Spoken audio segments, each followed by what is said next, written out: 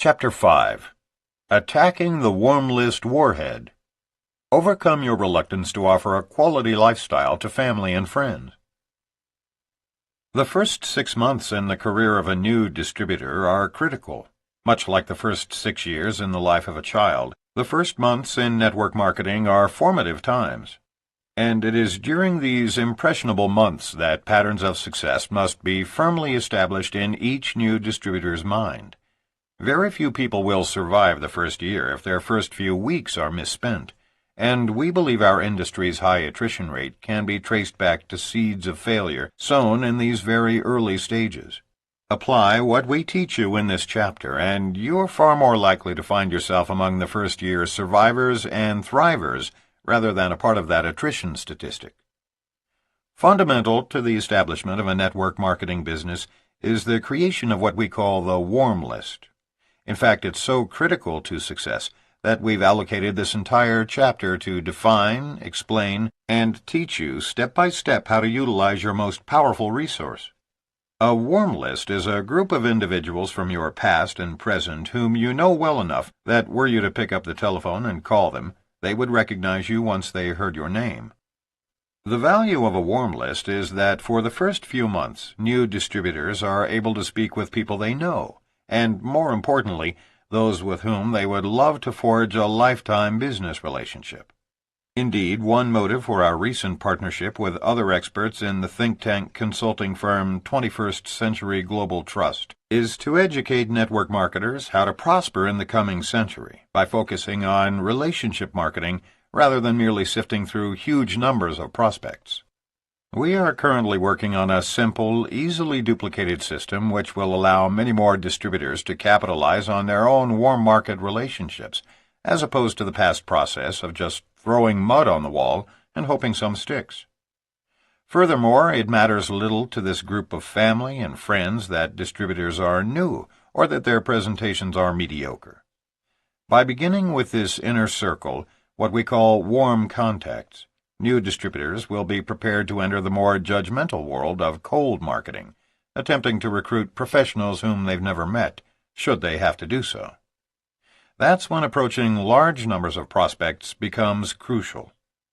Your warm list is what sets you apart from everyone else in the business. It is your edge for success.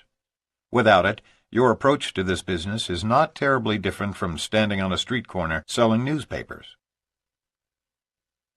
Creating a large warm list. The larger your warm list, the more solidly you will establish your business. By age 30, social psychologists have noted the average person literally knows 2,000 people on a first-name basis. One of the first steps for new distributors is to begin making a 2,000-person list of people they know personally. We can hear the gasps and sighs already.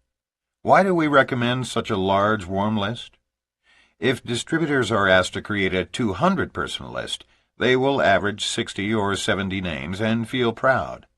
If they are urged to target 10 times this many, they will generally come with hundreds of names and apologize for being short of the goal.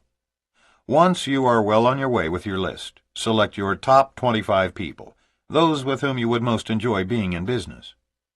Since we believe so strongly that the warm list is the key to starting every network marketer on the right track, we're going to devote some time to it. We want you to know what objections you will hear and how to overcome them, as well as how to create and use your warm list as a tool for building your business. Everyone has a warm list, but most don't know how to identify and record the names. 2,000 is a shocking number, but even more shocking is our inability to recall a mere 10% of those acquaintances without a specific triggering device. A triggering device is any list of people, places, occupations, directories, or things that allow us to recall people from our past. At the time we first became involved with network marketing, we each had a very extensive warm list, and have since recruited others whose lists far exceeded ours. We used telephone directories, old high school yearbooks, and books of vocations to help us create lists of several hundred people. The next section consists of a memory jogger to help you develop your own warm list. Memory jogger to help make your warm list. Who do you know whom you respect, shows genuine concern for other people, is active in their church, people always seem to like, does personal counseling, such as church leaders, doctors, lawyers, etc., is a professional, is in clubs and various group organizations or active in civic affairs, is in a teaching position in a school or business, deals with the public, such as police officers, firefighters, mail carriers, city officials, is in a management, supervisory, consultant, or trainer capacity, is looking for more out of life, is ambitious, assertive, and on the go, is considered a leader, attracts leaders, has children just starting junior high, high school, or college, has children with special talents that should be developed, wants to set a good example for their children to follow, owns a business, holds a very responsible position that is causing stress and pressure, wants to have freedom, is considering a new profession, changing jobs, or has recently changed jobs, is unable to advance in her job, has talents but is held back, just started selling or is an experienced direct salesperson, relies on ideas for his livelihood, authors, designers, promoters, advertisers, has never been able to get started or failed in business but still has strong desires, is going to college, business school, trade school, etc., or just graduated, was recently married and is just starting out, knows everyone in town, has international connections, exudes credibility, is elected to office, works with you now, you see at the gym, is looking for a job, you play tennis with, you know from the old neighborhood, appraised your home, already has a great job, takes care of your car, is on your Christmas card list, you take your cleaning to, is your accountant, you do civic work with, does your hair, runs the spa, you see at the copy shop, delivers your mail, seems to change jobs often, did your home repairs, is concerned about her skin and hair, is concerned about his weight, is into sports fitness, wants more time with the family. Who are our relatives? Parents, grandparents, sisters, brothers, aunts, uncles, cousins, children, step relations. Who is our mail carrier, newspaper deliverer, parents' newspaper deliverer, dentist, physician, minister, florist, lawyer, insurance agent, accountant, congressional representative, pharmacist, veterinarian, optometrist? Who sold us our house, car or tires, television or stereo, fishing license, hunting license, suit, tie, shoes, business cards, wedding rings, eyeglasses or contacts, vacuum cleaner, boat, camper, motorcycle, bicycle, living room furniture, air conditioner, kitchen appliances, lawnmower, luggage, Avon products, Tupperware, carpet. Do you know someone who lives next door or across the street? Is my spouse's barber or hairdresser? Teaches our children at school. Was best man, usher, maid of honor, bridesmaid. Was the photographer who took our wedding pictures. Is the purchasing agent where I work. Is the finance director at school. Goes hunting or fishing with me. Was my Army or Navy buddy. Is the architect who drew up house plans. Goes bowling with me or us. Is president of the PTA. Was my spouse's college fraternity brother or sister. We met camping. Is the credit manager of the store where I shop. Is my spouse's old high school teacher or principal. repaired my television, upholstered my couch. We knew on our old jobs. Went with us to the races. Is in my carpool. Installed our telephone. Has a laundromat. Teaches ceramics. Owns a taxi service. Cuts the grass, or my parents' grass. Painted the house. Owns the pet shop where I bought our dog. Installed our refrigerator. Renewed my driver's license. Owns an apartment. Is in Rotary, Lions, Kiwanis with me. Is J.C. president. Plays bridge with me or us. Is in garden club. Is in book club. Is my child's kindergarten teacher. Is a deacon in my church. Owns a slipcover and drapery business. Manages an athletic club. Gave me a speeding or parking ticket. Does our income tax. Cleans our clothes. Hung our wallpaper. Taught our children driver's education this summer. Works with the rescue squad. Owns beach or mountain cottage where we vacationed. Sells us gasoline and services our car. Sold my wife her wig. Owns a nursery.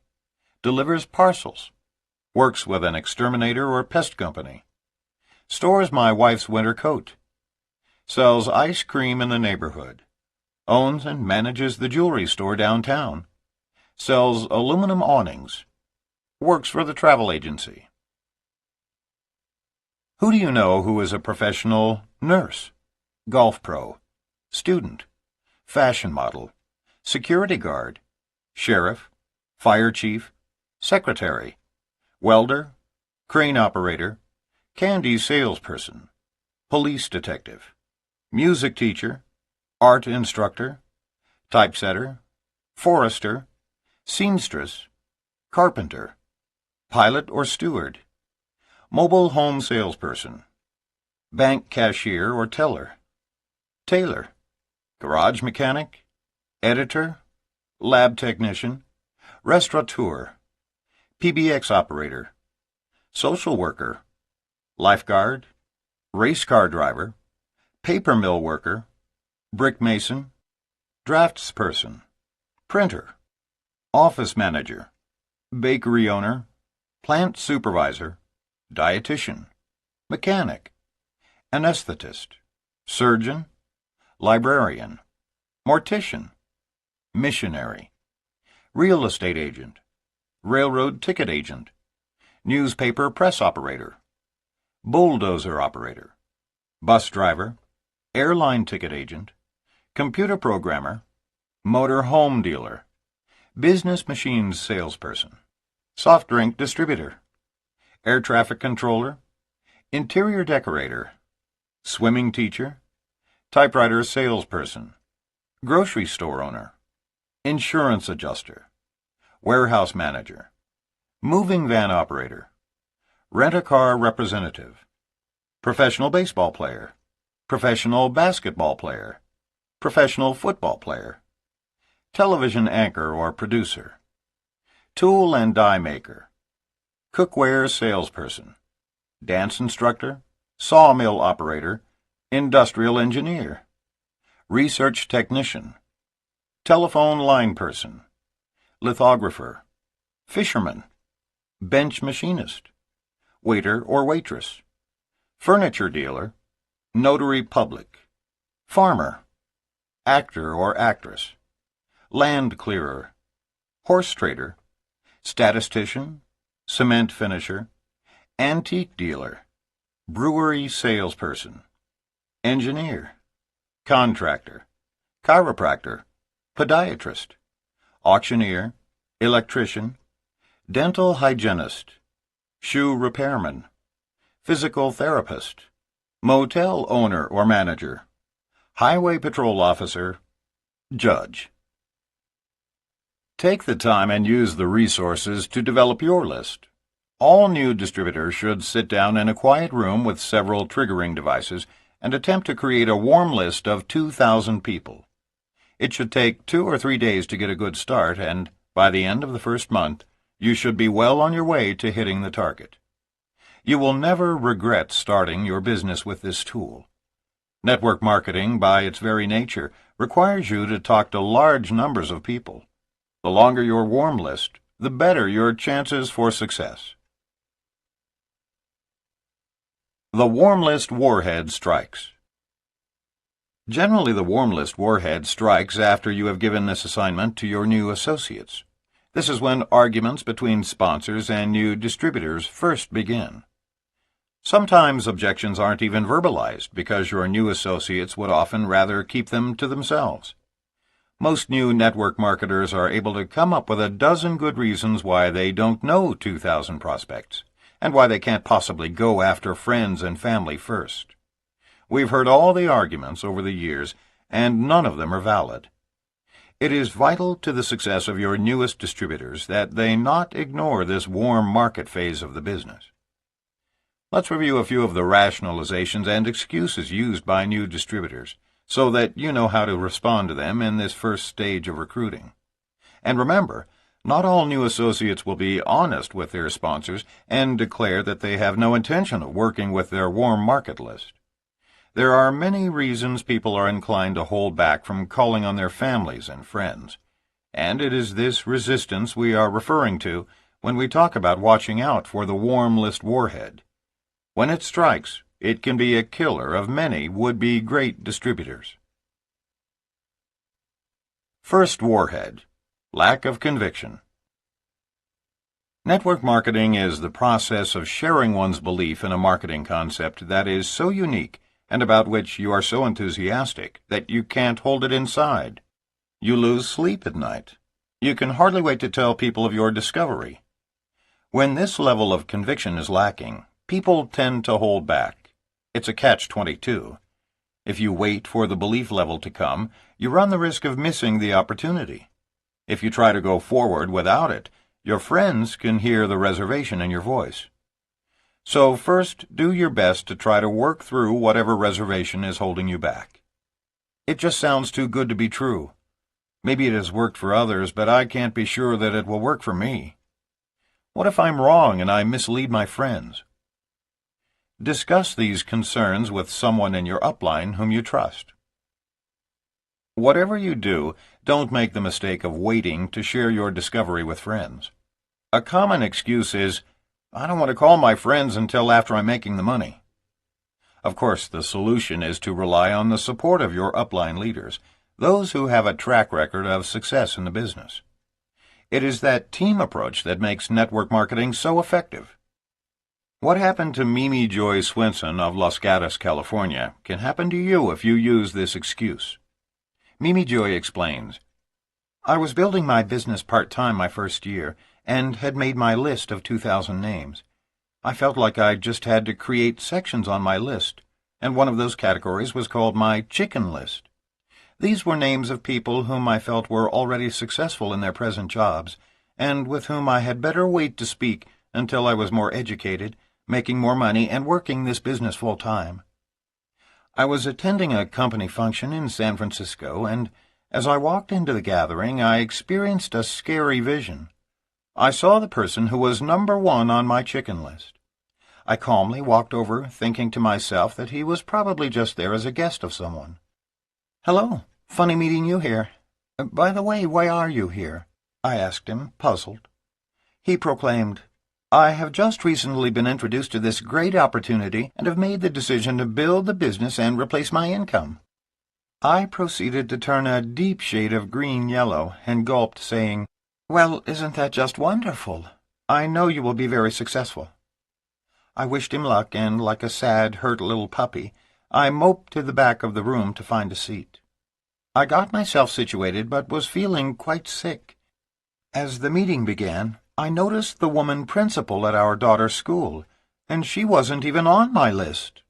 The moral of this story for me is to never, ever prejudge people for this business, because they could end up sitting right in the same room with you at your next meeting."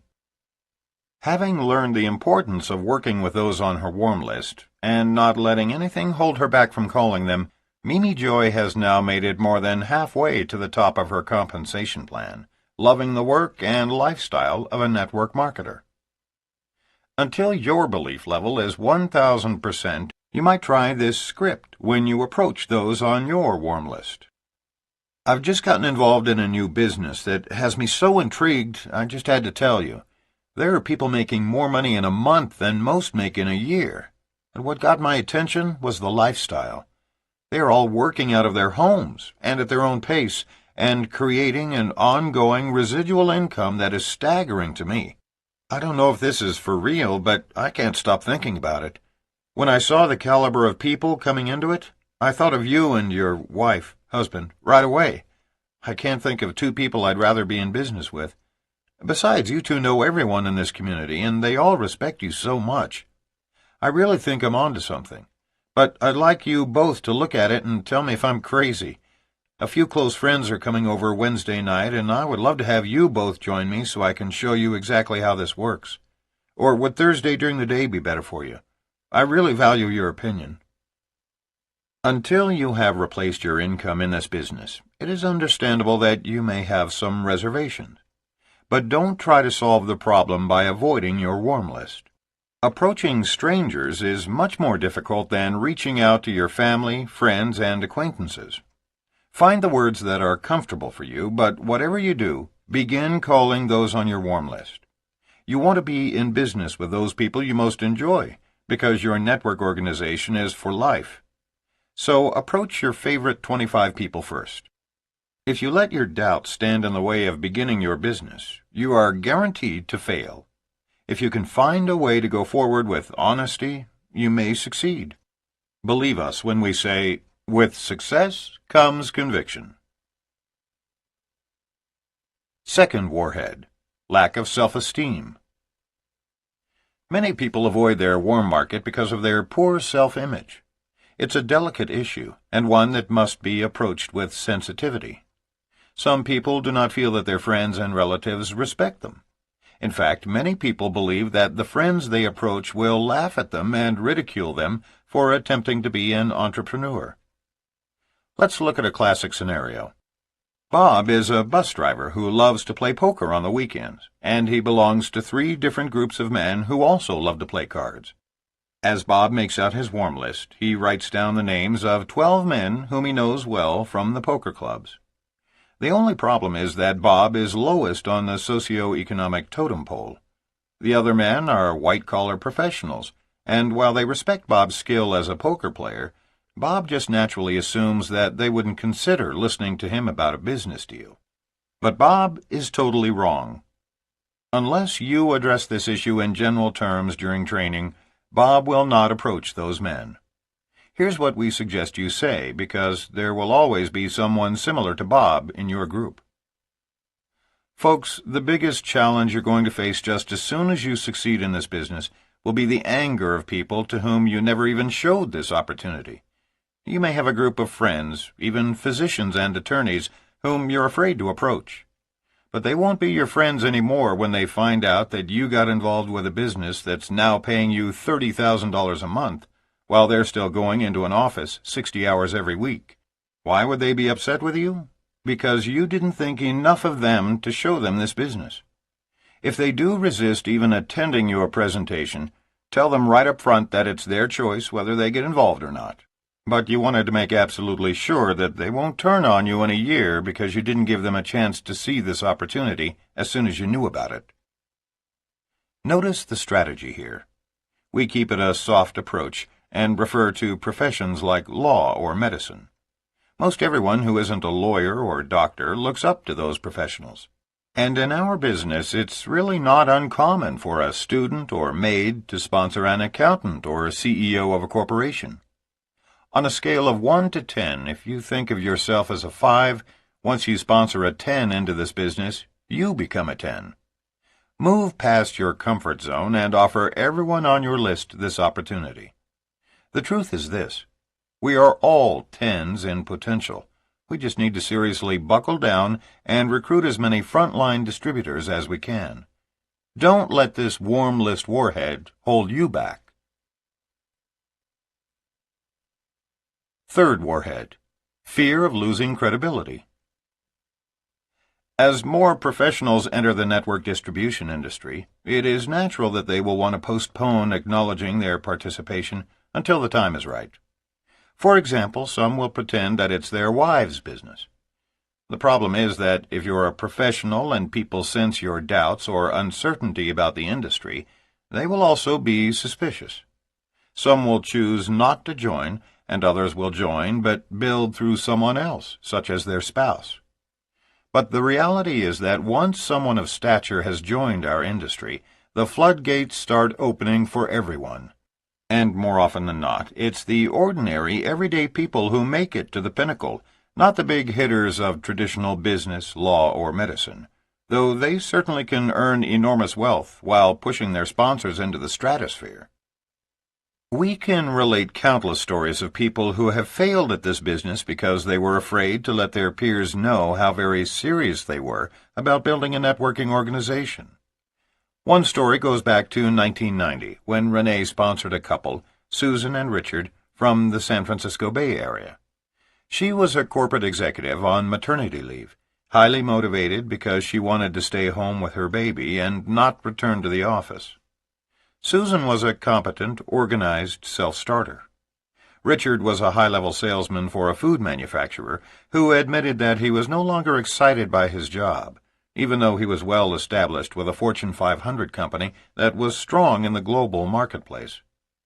Richard was concerned about how his reputation among his corporate peers might suffer by joining network marketing. He could not afford to have his boss learn of his involvement, which he felt might result in him losing his job before their network marketing business actually began generating a good income. Richard played it safe by providing his wife with leads from among carefully selected business associates and trusted acquaintances. He had the utmost faith in his wife's ability to do this business, and to professionally handle his best prospects. The problem was that his associates knew him and trusted his judgment and insights about a business opportunity, and they didn't really know his wife. She spent months calling up his leads and doing presentations for them. He was even present at some of her business meetings. But because of his fear of losing his professional credibility, he never openly admitted that he believed in the business hook, line, and sinker. He never let prospects know that at some point in the future he was planning to give this his full-time effort. He continued to portray the image that this was entirely her business and that he avidly supported her in it. After a year, she had sponsored a few of her girlfriends, a couple of guys she knew from work, and a few of the wives of her husband's business associates. But their business never really took off as they had expected. Susan and Richard ultimately slipped from business building into merely product wholesale buying, and she eventually went back to work. Both of them were disillusioned about network marketing.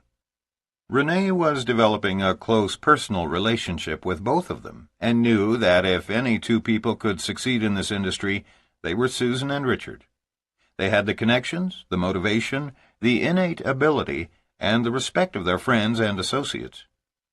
Susan obviously felt that if she could not make her MLM business work, none of her family and friends could either. But it was the fear of losing his job and professional reputation that held Richard back from participating in the business with Susan. The fear of something that may never have happened destroyed the possibility of their success. The lesson here is that whoever knows the warm list prospect best should make the call.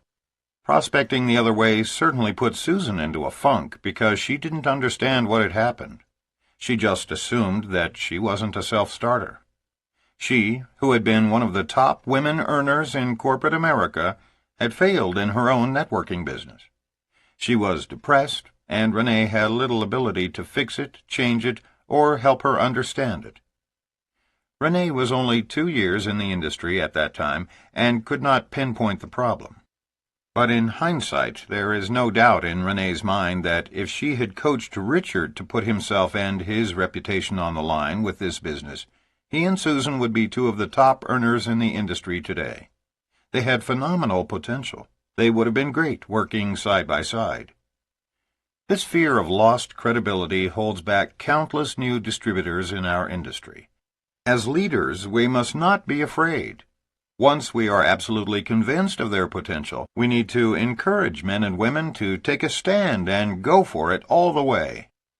We don't mean to undermine the very real fear that exists in starting a new venture. It is a legitimate one.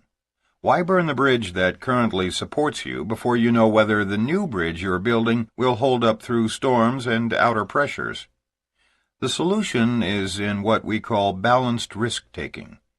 If you don't let prospects know how completely and totally convinced you are about this industry and your company, you will fail. That is for sure. On the other hand, if you flaunt your new business around the office, you could lose your job and your source of income before you have replaced it. Somewhere in between is the answer. Unless you have sizable savings, you may have to postpone sponsoring your boss if he is someone who would be truly threatened by your outside business involvement. You may even have to put off sponsoring everyone in your immediate environment. But there are plenty of other current clients, former clients, and sideline associates who would be interested, and/or know other people who might be interested, to hear about a business opportunity that creates personal freedom and financial security. With these people, don't hold back. Prospects need to know that you are a believer. Let them know in no uncertain terms the depth and breadth of your conviction about the power of this type of business to transform your life and theirs. Encourage husbands like Richard to state at each meeting their ultimate intention to do this business full-time, and soon. Steve Sledge of Dallas, Texas, is someone who took the risk of losing his professional credibility. He and his wife Carolyn joined this business about the same time as Susan and Richard, but they worked it as a couple, putting everything on the line. In Steve's own words, "I showed one of my former real estate colleagues the power of network marketing, the huge expanding markets in which we were positioned, the honesty of my company, and the potential of the compensation plan, and he wasn't interested. He asked how I could bring myself to do something so unprofessional. I was 1,000% convinced that I had hold of the financial opportunity of the century, and answered him this way. 'Bill,' I said, 'if I'm wrong, I'll fail, and you can tell everyone that Steve failed in that silly pyramid deal. On the other hand, if I'm right, I'm rich. What story will you tell them then?'" The operative words were 1,000% convinced. Steve was, and Richard wasn't. But even if Richard had been convinced, he was unwilling to share that fact with his associates, and therein lies the difference. Today, Steve and Carolyn enjoy being at the top of their compensation plan with many successful leaders in their organization. It's now a global organization spanning a dozen countries, but it began as a simple conviction in their hearts that was unchangeable, and succeeded because both were willing to say so. They made it to the top by their shared willingness to do whatever it took to make their business work. During the early days, even though they were long on commitment, they were short on finances. To make ends meet, Steve actually threw a newspaper route in an exclusive subdivision near their home early each morning to earn extra money. He claimed he was so excited about his business that he couldn't sleep anyway. As Steve recalls the story, "I laugh when I remember the look on people's faces when, because sometimes I was a little late, they were waiting in their front yards as I flew by in my gold Mercedes, and they suddenly saw a newspaper come flying out through the sunroof. Little did they know that their paper boy would, within only a few years, build a worldwide business from his home that would earn him in excess of $1 million. Fourth warhead: embarrassment from prior failure in MLM. Another more common reason people will use to justify not approaching warm market leads is embarrassment. They are mortified because they've already been in 3 MLM deals, and they can't stand the thought of approaching their family and close friends a 4th time. It's actually a legitimate concern. It's human nature, but it's not sufficient justification. Because some people have been involved in several companies, they now have one of the best approaches possible. Here's the basic dialogue we teach our new distributors who are concerned about this problem. After a bit of small talk, they then share this information with warm market prospects. "You and your wife know that I've been researching the field of MLM quite carefully.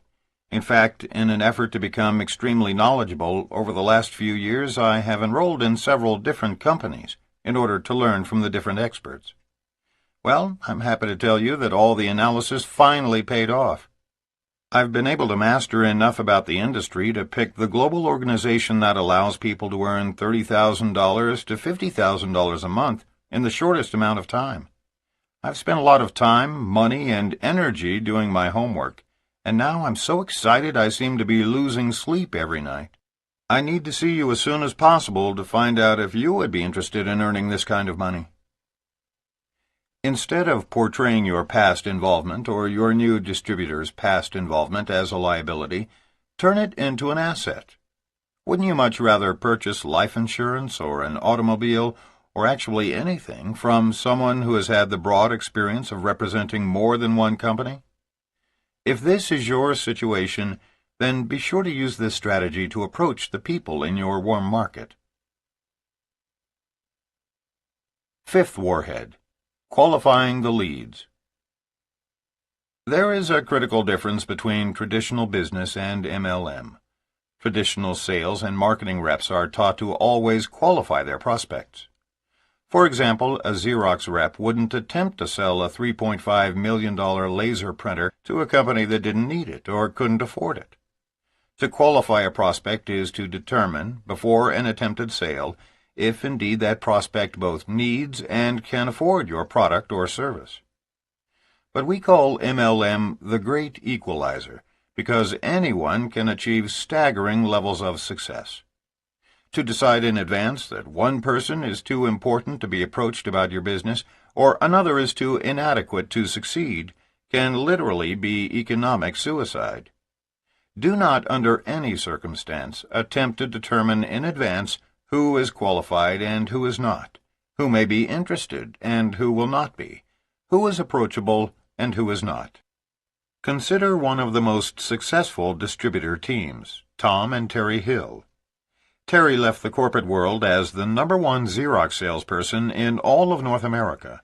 She was an expert at qualifying her leads. Tom was a stockbroker for Merrill Lynch. During their first year in network marketing, they had to break a lot of old habits by not qualifying their leads. What finally drove it home for them was when, early in their networking career, they held an opportunity meeting in their home. During the showing of the video, both Tom and Terry left the room, a no-no in the business. When the video was over, one gentleman came down to their office and said, "Thank you, but the business is not for me. I appreciate your time." As he turned to leave, he put his head back in the office and whispered, "By the way, the other guy is asleep." Tom went in and turned the video off, and the man woke up. As Tom thanked him for coming and started to hand him some information, the prospect stood up and said with the utmost enthusiasm, "This sounds incredible. I'm in." When the timing is right in someone's life, it is right, no matter how wrong everything seems. Even an unconscious man can evidently become excited. Today, this distributor has hundreds of distributors under him in both the United States and Australia. He is one of the strong legs in the organization built by Tom and Terry, who have now sold their MLM business and moved their family to a small town in Tennessee. After all those years in the corporate world, they both feel extremely fortunate to have left the stress behind. Now they both have the time and money to live the laid-back life they have always wanted. Another one of our frontline distributors was a college student, earning $800 a month as a student teacher. His brother David was a detective investigating hit-and-run accidents in Houston, Texas. We are, of course, referring to Dennis and David Clifton, two of the real legends in the network marketing industry. They joined the business along with Dennis's father-in-law, scholar and theologian Dr. Roy Blizzard, Jr. All three men and their wives have become multi-millionaires and respected industry leaders. The brothers often tell the story that when they came into the business, no one rolled out the red carpet. The company president didn't call and welcome them into the company anticipating that they were a couple of big hitters. They were just a graduate student and a cop. They were scared, and their wives were petrified. David's wife, Jackie, was fully aware that her husband only had to put in 13 more years in order to have full vesting in a $17,000 a year pension program. What intelligent wife like Jackie wants to walk away from that kind of security? Everyone starts out in network marketing as a little hitter. Big hitters are team-made and are recognized as such by their results. The proof is in the printout. Dennis and David are quite literally two of the most sought-after speakers in the entire network distribution industry today. Yet before they entered network marketing, neither could have even gotten a job interview with Exxon or Sony because neither had a business education or former experience in management. Today, they manage an international organization of more than 100,000 distributors in 20 countries and account for over half of our MLM income. We could go on listing other distributors who had no previous success prior to MLM, but these stories should make our point. Don't play God. Even if a man or woman has a menial job, don't assume that they are incapable of building a large, dynamic organization. On the other hand, don't assume that because one of your friends is a doctor, MLM would be beneath him or her. Many doctors may be in a state of mind where they detest the practice of medicine and are looking for an alternate way of making the same amount of money. Whatever you do, don't succumb to this warm list warhead. Don't make the mistake of qualifying your leads. Sixth warhead: conflict of interest. Some professionals hold back in building their network marketing business because they are concerned about conflicts of interest. As a minister, Mark was afraid it would be a conflict for him to approach individuals in his congregation. Renee was a county commissioner and afraid to approach her constituents. Since this was a large part of our world, it put a serious restriction on prospecting our warm markets. So we understand that this is a legitimate concern. It can even be a question of ethics. Whatever you do not want to jeopardize your present career. You want to decide when you are leaving your profession. You don't want it decided for you. We have two suggestions that may help. First, when you are on the job, never mention the name of your particular network marketing company, but prospect through lifestyling. That is, approach people through the normal course of your life. Clients, customers, store clerks, people at the health club, the bank, the grocery store, complimenting them about the personality trait that drew you to them. Make it genuine. Let them know that with that quality, they could be outstanding in your business and are exactly the kind of people with whom you are looking to partner. Tell them up front that you cannot discuss the matter there. Say, for example, "This isn't the place," or "It's against company policy," but that you would like to find a time that would be good for both of you. Then ask permission to call them. Exchange business cards, and write on the back of theirs the best time to reach them. This is the method Renee used extensively, and it was very effective for her. By handling the situation straightforwardly, few constituents ever complained about her having a conflict. If that method doesn't work for you, you might consider Mark's approach. He never did approach his congregation, but he recruited one couple from the church who did, and they used his name for credibility. Target marketing. You may want to consider prioritizing your warm list by using target marketing, which involves focusing your prospecting efforts on selected groups of people within your inner circle of influence who have a potential interest either in 1. The business opportunity, part-time/replacement income and/or tax deductions, or 2. Your product and its specific benefits to them. The research of Dr. Charles King offers us an example of target marketing. An aerobics instructor at a health center introduced her line of vitamin supplements to members of her aerobics class, all upper-middle income 30 to 50-year-olds. Based on the shared demographics and interests in healthfulness, physical fitness, and exercise, several of the class adopted the products. Within 6 months, the instructor had a customer base of over 60 regular retail buyers. Some of the customers later became distributors in order to buy products at wholesale or develop their own businesses. Based on her formula for target marketing in health clubs, the instructor continued meeting with aerobics instructors from other area health centers. She introduced the concept, sponsored the individuals into her downline group, and train them to develop their organizations by duplicating this process. Of course, if your goal is to build a huge international business, the key to success in target marketing is to focus on several groups with whom you have rapport, and not put all of your energy into just one. When to use three-way calling. Let's assume that you are convinced of the importance of calling the people on your warm list. So what happens next? How does this team approach work? Three-way calling can be a valuable tool as long as it is used at the appropriate time. Most prospects will hate the idea of three-way calls prior to a personal presentation. If they know they're going to have to suffer the indignity of making their first call to their family and closest friends with their sponsor, even if they are very close friends, they literally refuse to go any further than purchasing their starter kits. That's why, in our collective 20 years, we've always avoided three-way calling as a first contact with a prospect.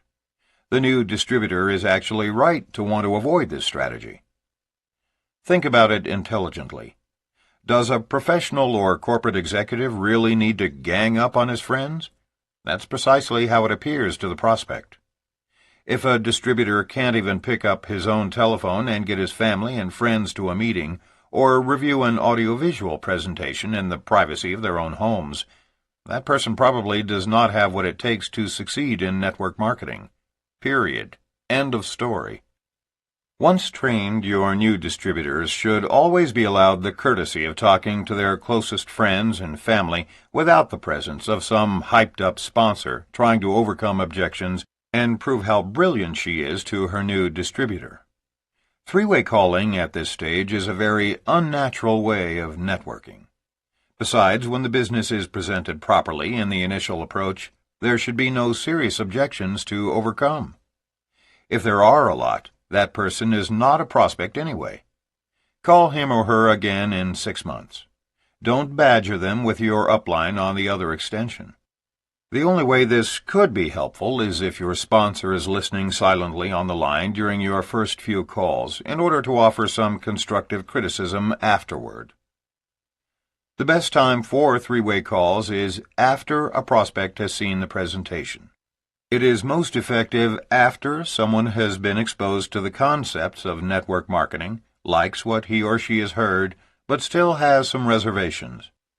This is the best time to bring an upline associate into the mix. Here's a sample script of what you might say to a serious prospect. You're asking some really good questions, and as I told you, I'm new to all this. But my business associate has been at this longer than I. Let me see if I can get him on the phone with us right now. You simply press your conference button on your telephone, dial your sponsor or upline, and press the button again. And bingo, you have an instant three-way call. Or if you prefer, give out the private number of your upline to your prospect and let him or her call when it is convenient. Serious prospects will make that call. There are advantages to each of these strategies. The three-way conference call allows your new associate to learn by hearing how a prospect is closed. It also reinforces your new associate's belief in the business. This is sometimes quite helpful to a new network marketer. The two-way direct call from prospect to upline offers more flexible scheduling and sorts out a serious prospect from a lukewarm one. Just taking the initiative to call shows a certain eagerness for the business. Mark prefers the direct call. Renee is more comfortable with the three-way call. Just be sure to use them appropriately. That is, never until after a full presentation has been made to the prospect or your audiovisual business briefing has been reviewed. Using a follow-up card file. Now we'll share the most important tools for building and maintaining a warm list. Pay attention to this advice, follow it without deviation, and you'll likely end up among the big money earners. In a very short time, this method will enable you to have more prospects than you have time to call. Purchase a 12-inch long card file cabinet. In addition, purchase 12 dividers, 1 for each month, and 31 numbered dividers for each day of every month. Index card dividers can be purchased already labeled and numbered. Then purchase several hundred index cards and write the name of one warm market prospect at the top of each card. Next to each name, write his or her telephone number. Beneath the name on the left-hand side of the card, write the heading words, Date Last Contacted. On the right-hand side, write Actions and Results. Every time you obtain any person's name and telephone number, especially new people you've just met or prospected, create a new card. Of course, for computer buffs, there are software programs for organizing and following up on leads. What matters is that you have a system for keeping track of your prospects. Now for the critical system. From that point forward, you are going to call every single person on your prospect cards every 6 months until they either sign up or die. Never, ever are you to throw away leads until they become distributors or you attend their funerals. As you speak with your prospects and they tell you all the reasons why this isn't a good time to get together, politely ask them if you can contact them at a later date. They'll almost always say yes. Move the index card to that month in your follow-up file. The day-by-day dividers are, of course, used in the current month. Some people will need a follow-up in 2 days. Or, if you fail to reach some people, you should put their cards in the next day's file. The average full-time worker in any field in America, Europe, and Asia will change jobs every 3.7 years. Try to contact prospects every 6 months. No matter how adamantly they rejected you previously, eventually you are going to catch them during a period of job transition. If presented properly to people during those inevitable transitions, network marketing will be next to impossible to turn down. Remember what we've stressed before. Network marketing is all about timing. If prospects are in the right time in their lives for change, it doesn't matter how poorly MLM is explained. They'll probably decide to give it a shot. Conversely, prospects who are not in the proper time of life probably won't be receptive, no matter how articulately or professionally the business is presented. Steve Sledge says he had fun using the follow-up system. Sometimes after I explained the power of network marketing to some of my former business associates and showed them the 5x5x5 illustration of logarithmic growth, they smiled. Some even laughed and said, "Hey, Steve, give us a call when you get rich." So I did, every last one of them. Starting with warm market prospecting. So now you know some of the excuses people will throw at you in an effort to put off prospecting their warm lists. But why is it so important that sponsors encourage them to do it? Warm market prospecting is much easier than the cold, cruel world of trying to persuade people you've never met to quit their jobs and join you in MLM. Cold market prospecting requires professionalism, enthusiasm, competence, and moxie. You are trying to convince veritable strangers that they should abandon their weekly paychecks and comfort zone jobs or professions to follow you into an entrepreneurial pyramid. At least, that's how prospects view it. This is where the numbers play an important role. You will talk to a greater number of people in cold marketing than in warm in order to generate the same favorable responses. In those circumstances, you better be confident, self-assured, and proficient at responding to their primary objections brought up at recruiting meetings. Cold market prospecting is aptly named. It's cold. Because your warm market is comprised of folks you know, it is much more understanding and forgiving than our total strangers. There's an old saying in our industry, every great multi-level marketer was a lousy multi-level marketer first. No one starts out poised and self-assured. So it just makes good sense to approach your strongest relationships, those with your family and friends, first. And you're not alone. Your sponsor should do your first 2 or 3 presentations for you in your home with your friends, or support you by phone if long distance. We'll discuss that later in this chapter. But now let's examine the proper way to approach warm market leads. Success results more from attitude than ability. Because attitude rather than ability leads to real success in network marketing, Your biggest asset is enthusiasm. But we're not talking about some fake excitement that is a learned behavior, or following some script written by your upline associate. We're talking about natural enthusiasm, that is, your excitement after realizing you could be only months away from earning $20,000 a month. Again, we remind you that if you aren't truly excited about this business opportunity, read or listen to anything that will build up your enthusiasm. It is essential to effective prospecting. Whatever strategy works to motivate you and get you in a positive frame of mind prior to calling warm market prospects, employ it. The deeper your belief level, the greater your chance of success. It also helps to realize that you are first and foremost an educator. You're not a salesperson, nor are you a professional recruiter. Your job is to teach as many people as possible that there's a better way to live and to earn residual income. The only way you're ever going to convince people to change careers and to join you in MLM is if you can get them to agree to sit down with you for 45 minutes to take an objective look at your business. When you call your warm market leads, your only objective is to get them to seriously consider your company. Probably nobody in the history of the network distribution industry has been so persuasive as to be able to convince prospects over the telephone in their very first call to change jobs and join their company. Nor do we know distributors who can consistently sell products or services over the telephone. So don't try. Network marketing is a business of education. You may want to begin by having your prospects review an audiovisual package, but eventually you need to interact face-to-face. It is about teaching people how to teach others to build an organization of people who use and share products and/or services.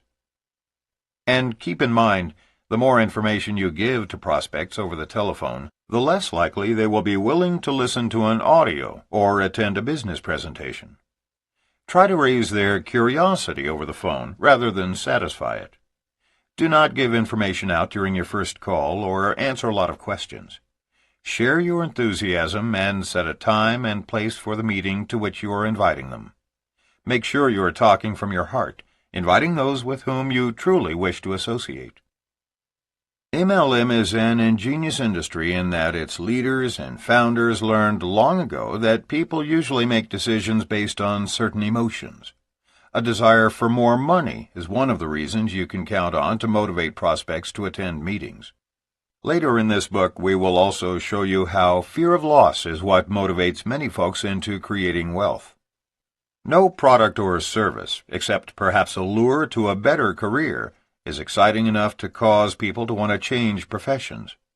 But the possibility of having total control of their time and a monthly income of $20,000 to $30,000, maybe even $50,000, gets the attention of most people, even the most cynical. So here's another approach to friends and family. Begin with small talk, but purposefully cut that off as soon as possible, and in an extremely enthusiastic manner, nearly out of breath with excitement, say something like the following. I've got to tell you the real motive for my call. In fact, I can't hold it back any longer. My wife and I are so excited about what we've blundered into, and we want to share it with you because, frankly, we can't think of anyone else we'd rather spend the rest of our lives in partnership with than the two of you. Listen, I'm going to ask the same question of you that was asked of me a couple of weeks ago. If you are absolutely convinced, after a full due diligence, that it was possible for you to earn, legally and ethically, up to $20,000, $30,000, or even $50,000 a month, and kick back and relax in a few years, still earning that much without a major investment, would that be a business that would interest you? If you take some time to study this approach, you'll notice that there is absolutely no reason for objections to surface. You have asked the prospect a question in which all the possible objections have been skillfully addressed. First, you encourage him to research the opportunity. It's moral, it's ethical, and there is minimal startup cost.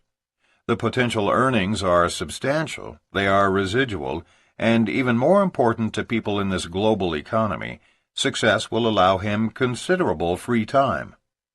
If, after hearing this question, your friend argues at all, regardless of the objection, you'll know that he or she is not a prospect today. Don't badger your reluctant prospects.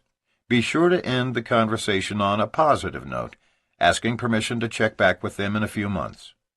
Simply write on the prospect's card, "Wasn't interested," and place it in the folder to remind you to call again in exactly 6 months' time. Remember, this is a business of timing, finding people who are ready for change. No need to sell people on network marketing. One of the biggest mistakes most new distributors make is arguing and attempting to sell people on the business at the wrong time. Think about it a moment. Where's the objection to the question we've posed? There is none. So what does it accomplish for a new distributor to stay on the phone with his friend, trying to overcome every objection and pestering him to death? Or worse, what if an upline associate is on the call also badgering the prospect? Even after 6 months, that friend will not be open and receptive, even if the time is right. Alex Marr of San Francisco, California, learned this lesson the hard way. When I first decided to pursue a network marketing business, I was in my last year of law school. When I told my friends and fellow law students of my decision, I was completely unprepared for the onslaught of well-meaning but tremendously negative advice I received. Most friends laughed. Some openly showed their disgust for the industry, and a few went so far as to print up brochures with my name on them that said things like snake oil and fraud for sale. None of them, however, would look at the facts about my company and the opportunity associated with it, even though those friends were both intelligent and about to embark on a career in law, where looking at facts before making judgments is one's entire profession. I was discouraged initially, but I knew I had a great opportunity. I set out to assemble mountains of evidence proving that network marketing in general, and my company in particular, was legitimate. That's what law school had trained me to do. After a year of assembling books, articles, newspaper clippings, along with audio tapes and videotapes, I approached some of my friends again. I was much more confident because I had the facts on hand to back me up. But nearly all my friends still refused to come to a presentation, even after having seen the facts and figures I put together. I was completely blown away. How could they refuse to join my company when all of my statistics clearly showed that it was in their interest to do so? The lesson I learned sunk in over the next few weeks. I can convince a person intellectually that joining my network marketing company is a great decision, but if that person does not believe he can succeed in my business, or if he does not believe in himself and his own abilities to learn and grow, all my facts and statistics are useless. He will not join my company, and even if he does, he won't do anything after he is joined. I wasted a year assembling information to convince people who were just not interested, when I could have been out making presentations to people who had expressed real interest. Mark Yarnell summed up this lesson well. A person convinced against his will is of the same opinion still. Now, I don't waste time showing facts to anyone until I have sifted for interest first. I could have shaved a year off my learning curve if I would have followed that advice earlier. Patrick Schumacher of Payson, Arizona, had a similar learning curve in this business. He read in Success Magazine that the next time you are with a friend, ask him if he has ever wanted to start his own business. What if I could show you a business that you could start for about $500 with the potential to pay you what a CEO of a Fortune 500 company makes, and the company with whom you partner would take care of all R&D, packaging, payroll, opening of foreign markets, and legal matters? Would you like to know about this business? I emailed that same message to a friend who works for a high-tech company because he complained to me that the company he worked for had just cut his commissions. He responded that he was not interested. Rob didn't even ask me what the business was about. No interest, nothing. I couldn't believe it. Then, 2 weeks later, my sister-in-law visited me and used the products that we have in the shower. She loved them and wanted to know how she could get some. Once I sponsored her, she spent around $1,000 on products and was unable to stop talking about how excited she was. Within 2 months, she told me she was quitting because she didn't have time. She manages her husband's plastic surgery practice, so I asked her if she thought that people who spend thousands of dollars on plastic surgery would want to use these products to maintain a youthful appearance. No answer. I thought maybe it was something I did, until I remembered the SW rule. Some will, some won't, so what? Because someone else is always waiting. Once I understand the 4-letter word next, I begin to always move forward and never look back. Patrick's approach is a solid one, and now so is his attitude. Network marketing inevitably requires you to talk to many people within your circle of influence. By reaching out to enough people, you will eventually find those for whom the time is right. And that is when the personal relationships begin, what we call relationship marketing. No need to pressure friends into the business. Another mistake made by a new distributor is to pressure 20 friends to get into the business. And they do, oftentimes merely to shut the recruiter up. Then the new distributor spends the next 6 months trying to drag those people across the finish line. For many, many well-meaning people, network distribution is the process of selling people on our industry, then doing everything possible to make those people successful. Unfortunately, that's literally the antithesis, the exact opposite of what our business is all about. Our job is not to do it all for them. It is to teach them how to do it for themselves. We are educators. We teach people a new way to buy and sell products and services and a new way to make a living. The more people we educate, by getting them to review an audiovisual package and then sit down in our homes and hear the whole story, the more money we all earn. And the more people we approach with extreme enthusiasm about partnering in a business that will generate big money and free time, the more people we get to our homes in the first place. So make absolutely certain that you leave no one off your warm market list. And when you begin calling them, on your own, remember, no 3-way gang-up calls. Make certain that you are in an enthusiastic frame of mind. Share your desire to be involved in business with them, and focus your prospecting question around big money, free time, and a lifetime partnership. The philosopher Maurice Nicole, a student of Russian-born spiritual teacher Georgy Gurdjieff, used to say, "Old people are asleep, and in order to awaken them from their stupor long enough to introduce them to a new idea or way of doing things, you must give them some sort of conscious shock." We agree. What we've come to recognize is that unless you use high income numbers, most people will remain asleep. The promise of $20,000, $30,000, even $50,000 a month, income levels actually achieved by the top earners, is usually enough of a conscious shock to awaken most folks to your presentation. Then, if the time is right, and if they've been thinking about changing careers or fearing being laid off, they might respond affirmatively, listen to an audio presentation, and actually come to a meeting. That's one of the keys to effective network marketing. Many people have the leadership potential to do this business, but may not reveal it to you unless the timing is right. Making unexpected friends through warm market prospecting. Sometimes your warm market list can expand almost to the other end of the spectrum, simply by making your business and products known to those within your circle of influence. Nelja Hudman Alquist, like so many ex-wives, did not get along with her ex-husband's new wife, Joyce Hudman. Both are from small towns just outside of Houston, Texas. Nelja describes the situation. "The tension between us was so strong that at one time, when Joyce was working at a law firm with a mutual friend, she asked the mutual friend to ask me not to come to the office while she was there. After she left that law firm, one of the partners would purchase gift packages of my products for all the secretaries, who loved them so much they told Joyce about them. Once I even asked my ex-husband to buy one for her Valentine's Day gift.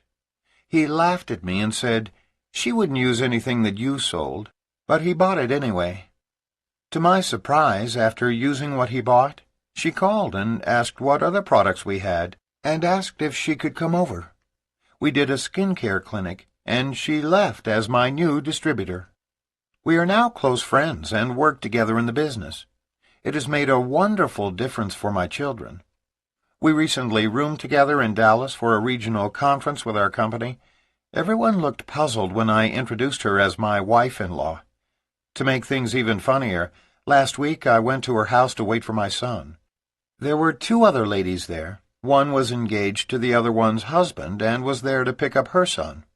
They too had come together through our business. It's amazing the friendships you forge when you work in this business. You make friends with people you never thought possible. Putting the list to its fullest and best use. Don't let any of the warm list warheads strike you.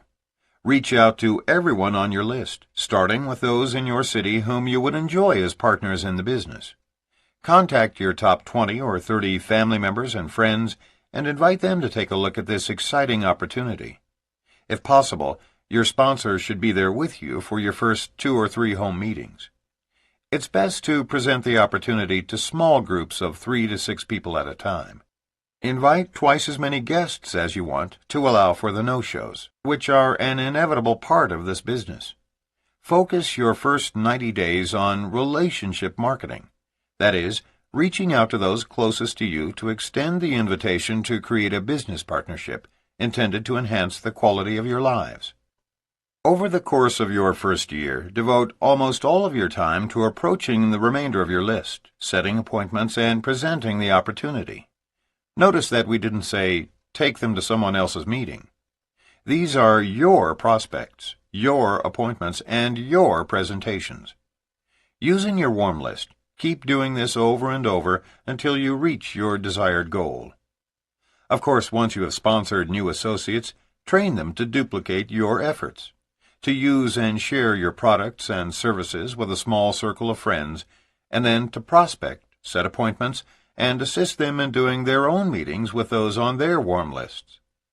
Like the presentation, do this training in small groups in your home once a week. We suggest Saturday morning.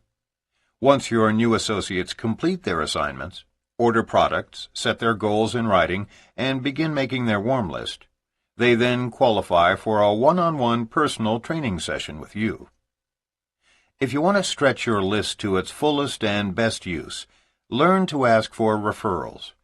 When someone on your list says no, that is the time to ask them for the names of 1 or 2 of their colleagues who might be interested in this opportunity. The secret to asking for referrals is to be specific. Whom do you know there at the factory who is already thinking about leaving? Who is the most dynamic person among your friends at work, or the one everyone looks up to? Remember to ask for referrals. If you can learn to replace every no with just 1 new prospect, your warm list will never run out. Summary. A warm list is a group of individuals from your present and past whom you know well enough that were you to pick up the telephone and call them, they would recognize you once they heard your name. The direction of the 21st century is to build on warm market relationships as opposed to the philosophy of throwing mud on the wall and hoping some sticks. The larger you build your warm list, the more solidly you will establish your business. Make sure new distributors are taught how to use triggering devices in order to help them recall at least 2,000 friends and acquaintances. Remember not to yield to the arguments and rationalizations new distributors use in order to avoid approaching their warm markets. If you let your doubts stand in the way of launching your business, you are guaranteed to fail. But if you go forward and persevere, you will succeed. Move past your comfort zone and offer everyone on your warm list this opportunity, especially those you feel are already too successful to consider doing this business.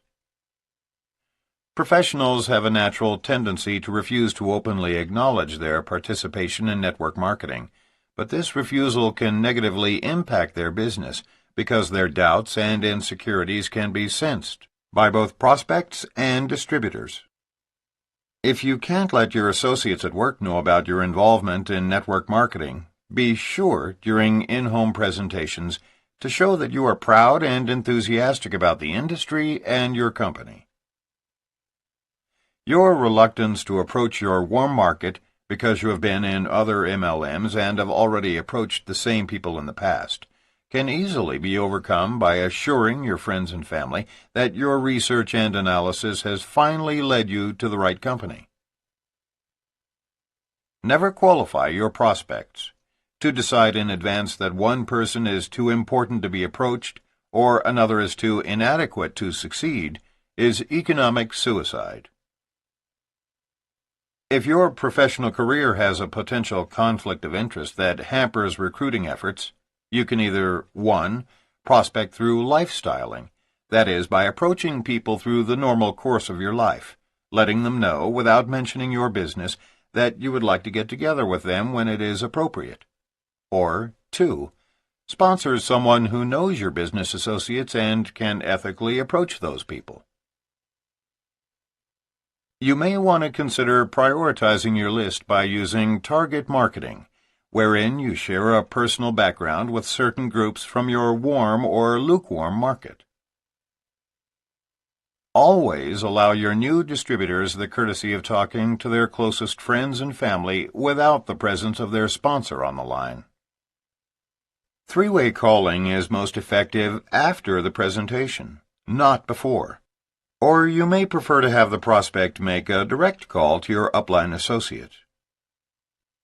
Use a card filing system to track your prospects. Call all the people on your prospect cards every 6 months until they either sign up or die. Beginning with the warm market is best because approaching friends and relatives is much easier than approaching strangers. Attitude is more important than ability in network marketing. During your recruiting efforts, think of yourself as an educator more than as a salesperson. Until the presentation, your intent is to stimulate the curiosity of your prospects, not satisfy it. When contacting warm market leads with the possibility of partnering in business, emphasize big money and free time, rather than any specifics about the company or products. When prospects object to an enthusiastic, big money, free time partnership, don't argue with them. Simply file their card and call them again in 6 months. A person convinced against his will is of the same opinion still. Remember the SW rule. Some will, some won't. So what?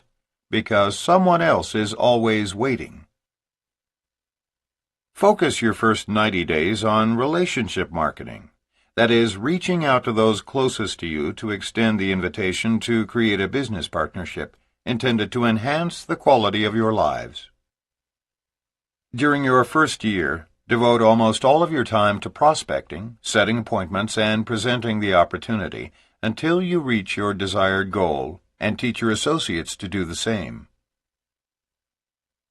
When someone on your list says no, that is the time to ask for the names of 1 or 2 colleagues at work who might be interested in your opportunity. If you can learn to replace every no with just one new referral, your warm list will never run out. Chapter 6. Fending off the scatter bomb. Stay focused amidst all the distractions. The next great obstacle in the battle for success probably afflicts every single distributor who ever enters our industry. We call it the scatter bomb. It is quite easy to fall into this booby trap because of the very changeable nature of our business.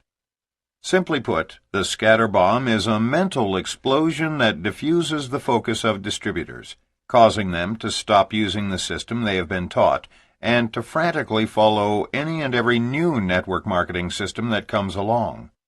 The scatter bomb occurs frequently in the first year, sending new distributors in search of any new leader, company, sales aid, or system that might enable them to succeed more rapidly or more easily. This divisive weapon is quite deceptive because it comes disguised as the ultimate new tool or as the perfect strategy for success.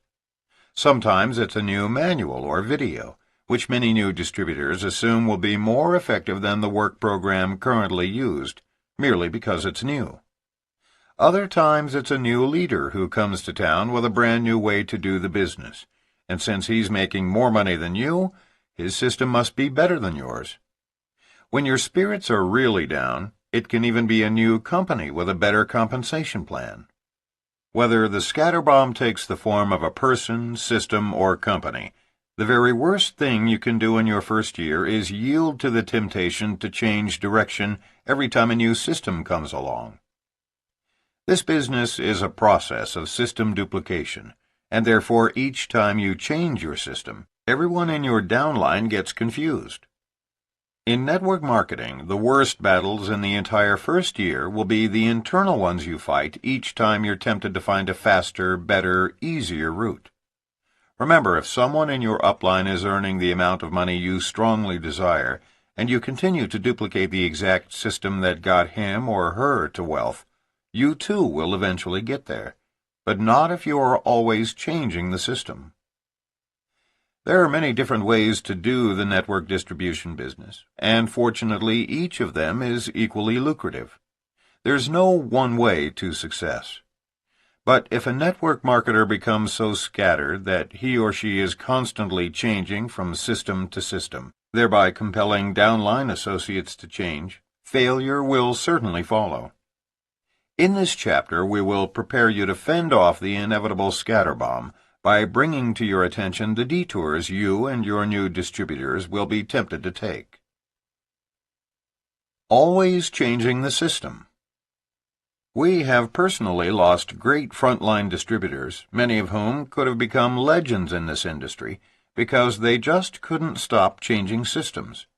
In fact, in one case, we lost the leaders of an entire foreign market. Just imagine the possibilities if you started on the ground floor in a brand new country with 1,500 serious prospects who came to learn more about your business on opening day. The company you represented was a billion-dollar MLM company already successful in 20 other countries, and all the new distributors signing up were within your first 5 levels. Also, assume that your sponsors were extremely well known and had all the training manuals, audio tapes, videotapes, books, translated into every language on your continent, and then set up a second home in your part of the world in order to spend significant time supporting you. Under these circumstances, failure seems impossible. Believe it or not, failure was the end result. The key leaders quit the business within 18 months. They failed because they changed their name from the Yarnell organization to another unknown group, gradually eliminated every system we taught them, and consumed much of their time routinely changing their training materials. It was the ultimate scatterbomb. Every one of our systems had proven success, and every one of theirs rapidly failed. But they still maintain that their organization collapsed because they just didn't have a good enough compensation plan. And we provided them with many other forms of support, financial and otherwise, that we haven't even mentioned. The truth is that they and all their downline were victims of the scatterbomb. But frankly, as their sponsors, we have to accept a great deal of the responsibility for their failure, because each time they made a system change, and it was very frequent, we protested only gently. Unlike the typical recriminations in traditional business after such a collapse, we are still friends with this group of distributors despite the failure. This experience was an important and painful lesson for us, so we want to pass it on to you so that you might avoid our mistake. And here's the primary lesson. New distributors must literally be indoctrinated into duplicating your system. They must be taught in the beginning to follow the system of their sponsor and not deviate from it. Today we tell our newest associates in no uncertain terms that the day they deviate from our system is the day they lose our support. It's a serious matter for us. What we've learned is that even if you hand-pick the best recruiters and most committed people in a newly opened foreign market, set them up with all the training tools they need, help close their best prospects, sign them up during an opening day launch attended by the company's highest dignitaries, even if you do all that, if those people are unwilling to duplicate one simple system that has proven itself elsewhere, they are destined for failure. That's the frightening reality about the scatterbomb. Business without blinders. The metaphor of scatterbomb also refers to the inability of new distributors to ignore all the inevitable distractions in the first year and maintain a clear vision of where they are going and how they are going to get there. New distributors become scattered very quickly by a veritable smorgasbord of companies, recruiting systems, videos, manuals, and numerous other sales systems available to them. New distributors must be warned to put on blinders during their first year. Consistent duplication of one simple success system is essential in order to avoid confusion in one's entire downline, which is precisely what occurs each time a leader changes systems midstream. Even worse, some overzealous entrepreneurs jump right into recruiting without any goals or systems around which to base their business plan. Many new network marketers are like the man searching for his keys one night. A neighbor sees the man spending hours laboriously searching for something in the grass. Finally, she goes to ask if she can help. "What are you looking for?" she asks. "I lost my keys," he replies. As she begins to crawl on the ground with him, she inquires, "You lost them in this yard?" "No," he responds, "but the light is better here." There are countless distributors who want to work the business in ways that are more comfortable to them, more fitting to their self-image, more in keeping with their old work habits. The light may be better there, but if your goal is to achieve financial security and personal freedom, you may have to get out of your comfort zone and work where the light is not so good, or the ambiance is not so elegant. The good life will come soon enough, if you pay the price in the first year. Having faced many challenges in her life, Pia Dietzen of El Dorado, Arkansas, learned this lesson repeatedly before entering the world of network marketing. She left Denmark to come to America and got her real estate license within 5 months of her arrival.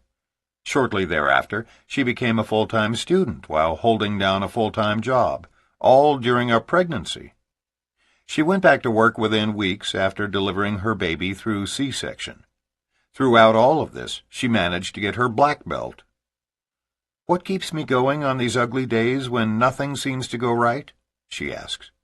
"I believe that inside all of us there is a driving force that will help us just as long as we stay focused on our goals. I teach my distributors not to give up, no matter what. I tell each distributor, the longer you stay and continue talking to people, the closer you will get to your goal. Never lose sight of that light at the end of the tunnel." Doctors Joe Rubino and Tom Ventullo of Andover, Massachusetts, had practiced dentistry for 10 years before being introduced to network marketing. Although they had built a very successful dental practice, they had lost all their enthusiasm for dentistry. The fire was gone, but dentistry was all they knew. The concept of network marketing was initially appealing to them, but both were shy and introverted. To build a successful business, they would be required to break out of their comfort zones and learn how to speak with others. Of course, all of the usual concerns came up for them. What would people think? How would they look to their peers? Because of their self-imposed limitations, they felt trapped and without a sense of direction.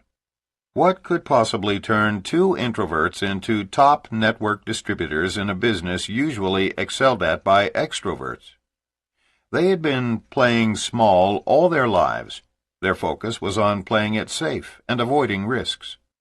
While this philosophy sheltered them from the dangers of the world, it also carried with it a tremendous price. Playing not to lose, instead of to win, was draining the partners from the inside. The adversity they had to overcome, like so many others living in quiet resignation, was to conquer a fear of the world that was slowly and steadily killing their spirits. As Norman Cousins wrote, "The true tragedy in life is not death, but that which dies inside us while we are still living." Once Joe and Tom woke up to the reality of their resignation and what it was costing them in terms of health, happiness, relationships, and their potential contributions to the world, they made a conscious decision to play full out. They needed to find a compelling reason to do what was uncomfortable, as well as nurture a self-confidence in who they were and what they had to offer. Part of their vision was, and still is, to expose millions of people living in resignation to the limitless possibilities for change in their lives once they simply choose to become open to them. With the support of their network marketing team and after working with some personal coaches, they decided to implement an action plan and to expect success. Nothing changed externally. The entire shift was in their mindsets. After just 6 years of effort in network marketing, Doctors Joe and Tom fully retired from dentistry with an income far greater than that from their dental practice. They speak and write internationally on how to succeed in network marketing.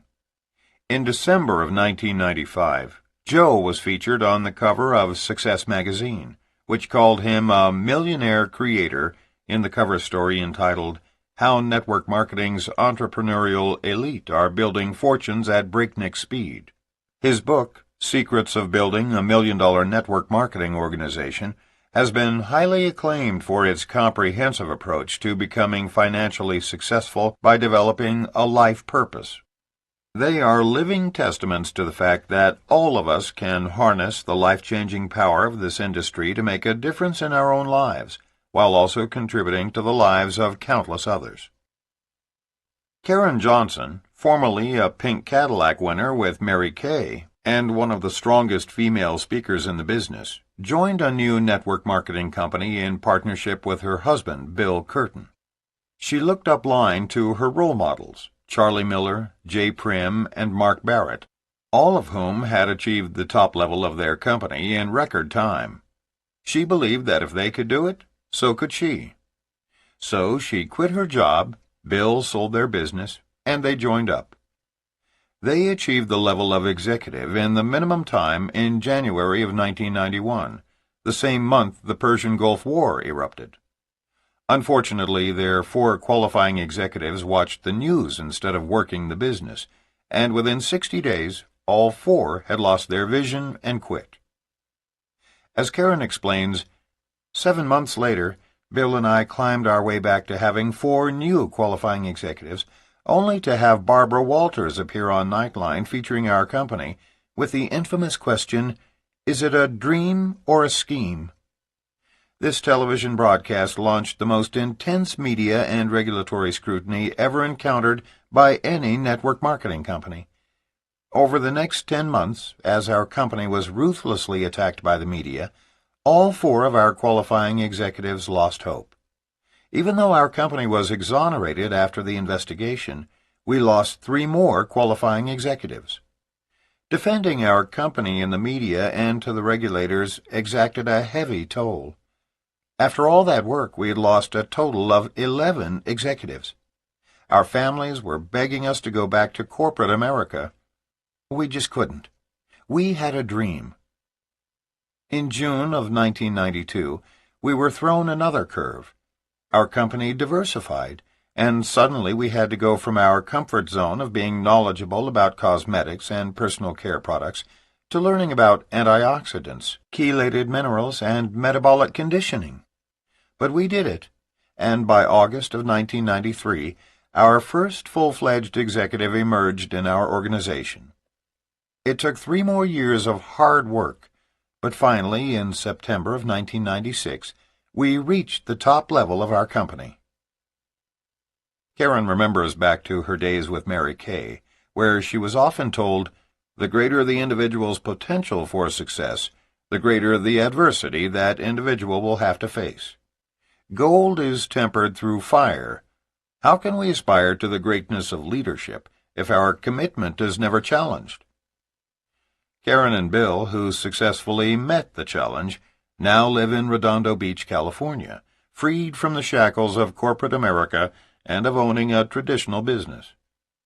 When asked why she was able to hang in when everyone around her fell out, Karen said that it is essential to have your destination clearly in sight, even before the journey ever begins. It is clear that success for Doctors Joe and Tom, Pia, or Karen and Bill was tied directly to their undaunted sense of purpose. Each was successful at building their networking business because of an ability to shut out every distraction around them, whether internal or external, and stay the course with clear vision of where they were going and how they were going to get there. Achieving your goal is a process of getting accustomed to a new and better reality, one in which you can actually see yourself. Keep focused on the end result while 1. Preserving your belief that it is possible, 2. Blocking negative influences, and 3. Not worrying about how it will come to pass. Changing the system midstream. More than likely, one of the first manifestations of the scatter bomb will be the temptation to change, even just slightly, the system of recruiting you were taught. For example, your sponsor might tell you the critical importance of approaching your warm list by expressing your desire to have a business relationship with each of them and sharing your excitement about the potential of big money and free time because of the universal appeal of both.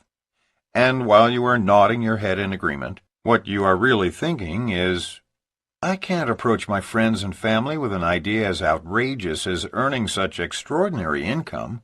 So you begin changing the approach. You avoid your best prospects, or mention a smaller income figure, or none at all in favor of promoting your products. Never mind that your sponsor insisted that you need to use the big money, free time approach. You know in your heart that your friends and family members simply cannot relate to that kind of money. You don't argue with your sponsor because you've already promised to use his system, but you think you know what's best. And guess what? If you think that way, so will all your recruits. We don't know what there is about our industry that makes it seem so easy, but all who sign up immediately begin to believe that they know more than their sponsor, or, for that matter, more than anyone who's ever been in this industry. The greater their innate leadership skills, the more likely they will want to reinvent the wheel. The way to prevent new distributors from changing the approach is to anticipate their notions during training. New distributors may not understand the importance of starting their business with relationship marketing or quoting large income figures in order to create a conscious shock. So teach them how easy it is to get sidetracked. Tell them right up front. Now, you're going to be tempted to postpone reaching out to your most viable contacts or change the numbers because you're concerned about discussing so much money with your friends. Do it anyway. It is important that you use the exact approach we teach you. Make sure new distributors understand that network marketing begins with relationships and requires numerous contacts and tenacious follow-through. Another part of the approach they will feel compelled to change is to lower any numbers you give them in training. If you suggest they need to personally sponsor at least 100 people over time, they often decide that 50 frontline recruits are enough. If you advise that full-time distributors may need to approach at least 100 prospects a week once they move into cold marketing, they often decide that 30 or 40 is plenty. If you suggest targeting 2,000 people on their warm list, they will, usually without telling you so, think you are out of your mind. Such changes to your system, which new distributors are convinced will not block their success, is the first element of the scatter bomb. Remember, each time you teach a module of your system to new recruits, make absolutely certain that you stress to them that any deviation from your system could result in failure. The mere act of warning your recruits about first-year challenges during a fun, relaxed training session will help you later when you need to constructively criticize them after they become rebellious or unfocused. Of course, if you don't want to waste time talking about all these things, and you have no system created by an upline associate who is earning big money, just hand this book to all new distributors when they sign up. How's that for a shameless endorsement? But remember, the best advice will come from upline leaders, because they have already proven themselves in your specific company. The lure of other deals. Some changes will come from outside your sphere of influence and seem beyond your control. We want you to be prepared for any and all diversions and challenges that threaten your downline. The amazing truth about MLM is that once you have established yourself with a company, you can literally waltz through decades without anyone trying to lure you away. Yet in the first year you become a distributor, the competition will come out of the woodwork and beg you to switch companies.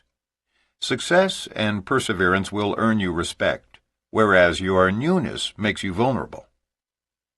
Mark tells the story of his very first exposure to a successful upline distributor. There I was, excited about finally putting a face with the name of a guy I already respected by virtue of his income and lifestyle. He was living in another city, so when he called to see if he could help me in any way, I asked if he would consider driving the 150 miles to my city sometime to visit with my top distributors and coach them about the business. I was astounded by the speed with which he accepted my invitation. He told me to get everybody ready for advanced training and that he'd be there in a week. I was elated.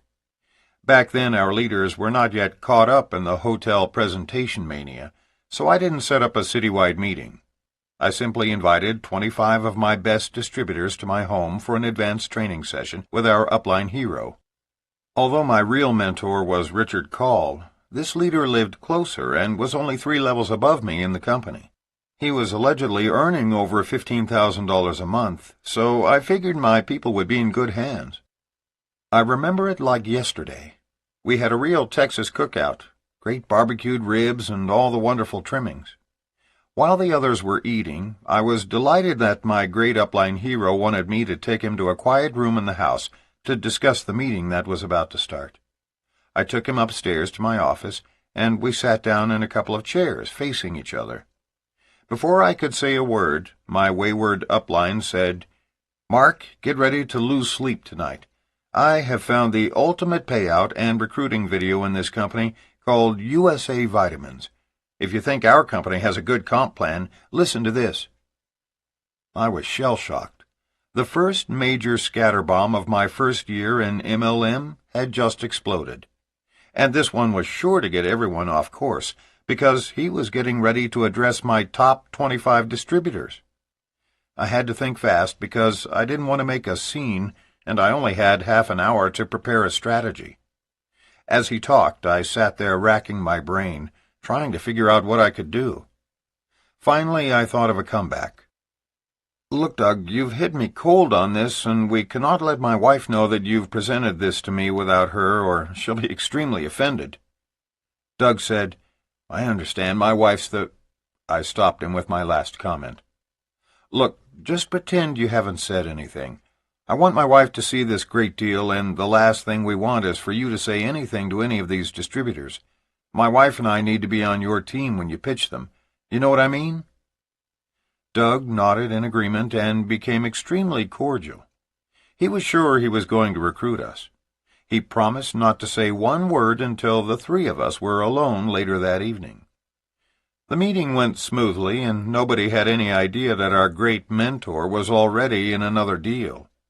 Of course, once everyone was gone, I really let him have it with both barrels, specifically pointing out what a fool he was to jump ship in the first year. We parted as enemies, because that's the way he wanted it. But he still calls from time to share his latest MLM venture and explain why I should join him. I think he's been in half a dozen companies since then. Imagine what he must be thinking when he realizes, had he stayed and continued to work, he would be earning in excess of $100,000 a month for the rest of his life off of our efforts alone. We have a saying that we share with every new distributor. The grass is always greener till it's time to mow. We can guarantee you, just as certain as the sun will rise in the east tomorrow that your new recruits will be courted by other MLM companies in their first years as distributors. It's a certainty and must be addressed in the training process of all new distributors. A good thing for distributors to always keep in mind is that the trickle-down theory works better in our business than in economics. Teach your leaders anything, and if it works, everyone in your organization will learn it rapidly. Those of us who have been in this industry for many years have learned a very real success principle: perseverance. Distributors who have stayed with one company for many years and built new legs in each of those years are now very wealthy. Those who think the grass is greener soon learn that true, lasting wealth can only be achieved through long-term participation in one company. We've heard all the arguments of those distributors who honestly believe that to succeed in MLM, one must belong to 2 or more companies. But the proof is in the printout. We've never met one person who has successfully built more than one downline at the same time. And we've met hundreds of people over the years who swear by the 2-company system. But listen closely. It doesn't work. It takes every bit of focus and effort you've got to reach the top payout of one solid network marketing company. Have no doubt, several of your distributors will become tempted by other programs, and some will actually attempt to prove us wrong. Until that's done, we've got to keep stressing the facts. No one has successfully done it yet. Some people will participate in what we call positioning for the pop. That means that they will jump from company to company, knowing full well that each company will not remain in business long term. But they'll jump from the gold deal to the offshore deal, hoping to pick up some front-end quick money in the process. Never mind that these are pyramid schemes, and only a few people will win. Never mind that the company is likely to fold any minute. All that matters is that they pick up a little easy money along the way. Watch out for those scoundrels. They are the folks who give our industry a bad name. In the world of traditional corporate pyramids, entire companies are created to search for executives to fill their clients' needs or specialties. If you are a physician who is tired of private practice and you're looking for a partnership of specialists or some directorship at a hospital, all you need to do is find the number of an employment agency that specializes in the medical field. There are dozens of them. If IBM needs a specialist in some technical engineering position, they not only advertise but will also frequently call in employment agencies specializing in engineering. Here's our point. In a free society, people will always seek to better themselves. Corporate executives aren't particularly hurt when some headhunting agency hires away their upper managers. It happens. It's a fact of life. Yet if one of our leaders begins sniffing around other network marketing companies, or worse, actually goes to a presentation, my God, you'd think the sky was falling.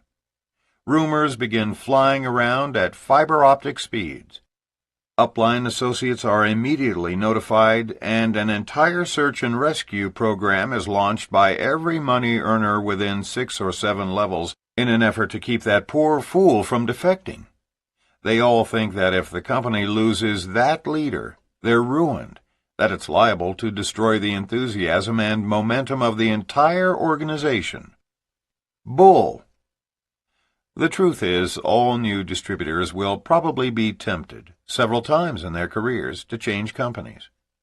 Remember the SW rule. Some will, some won't. So what? Because someone else is always waiting.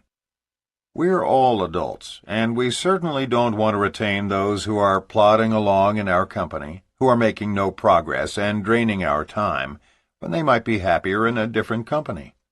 We say, Godspeed and good luck.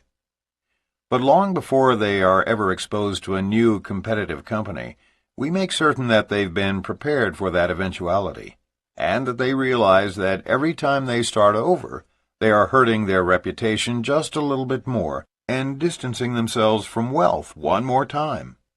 Unless you pick a real dud of an MLM company, It's possible to do well in any number of them. The key to success is to stop jumping ship and stick with one. Peter Hirsch has given a name to the frantic search that people take as they go from company to company looking for that $10,000 first-month fix, the cocaine mentality.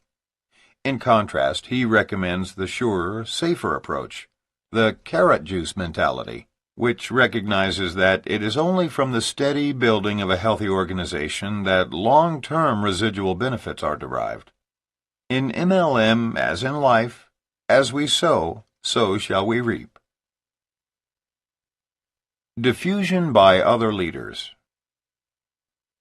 The temptation to follow the teachings of expert journalists or to become involved in other MLM companies would seem to be a natural part of business.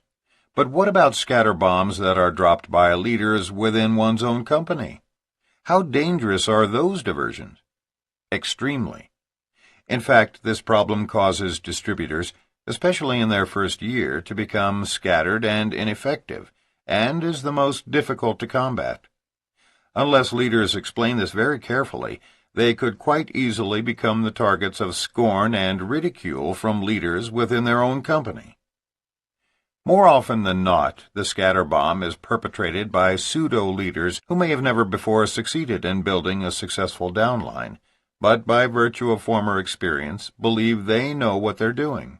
There's a significant difference between 10 years' experience and 1 year's experience 10 times. That's why we always encourage our distributors to primarily recruit individuals with no former experience in MLM, because they are so much easier to train. Those who are basically MLM junkies, jumping from company to company, are often the very know-it-alls who can cause your new distributors so many problems. Let's take a look at the confusion potentially caused when leaders set off the scatter bomb. Let's pretend that you are in your first year of MLM and you've done an exceptional job of building your organization. You have 850 people total and are earning a reasonable $3,000 a month. Your groups are growing exponentially, and all of them are following your training format. Then your people start excitedly discussing the fact that one of the company's leaders from a completely different upline group is coming to town to train his people, and since it's an open meeting, everyone in town is invited. Obviously, you can't stem the tide of enthusiasm if you've failed to discuss this threat beforehand with your people, and you certainly don't want to seem jealous or overprotective. Of course, this is just your 6th month in the business, and none of your strongest leaders have been in the business long enough to make any real money yet. So they are extremely vulnerable at this stage of their careers to any new concept that would seem to propel them to wealth a little faster or easier. The meeting occurs, and you sit there and cringe as the speaker introduces a brand new prospecting system that has supposedly proven very effective. You notice your people are taking copious notes. This is the same system your upline associates taught you is not as effective as their own. In fact, they tried it years ago and found that it wasn't a system that was easily duplicated. Be prepared in this situation. Usually about half your leaders will go charging out and implement this exciting new system, only to fizzle in 6 months, but in the meantime it will sidetrack your leaders just enough to ruin their momentum. How in the world do you stop this kind of internal scatterbomb? A psychiatrist we greatly admire once said, 90% of the solution to any problem consists in awareness of that problem.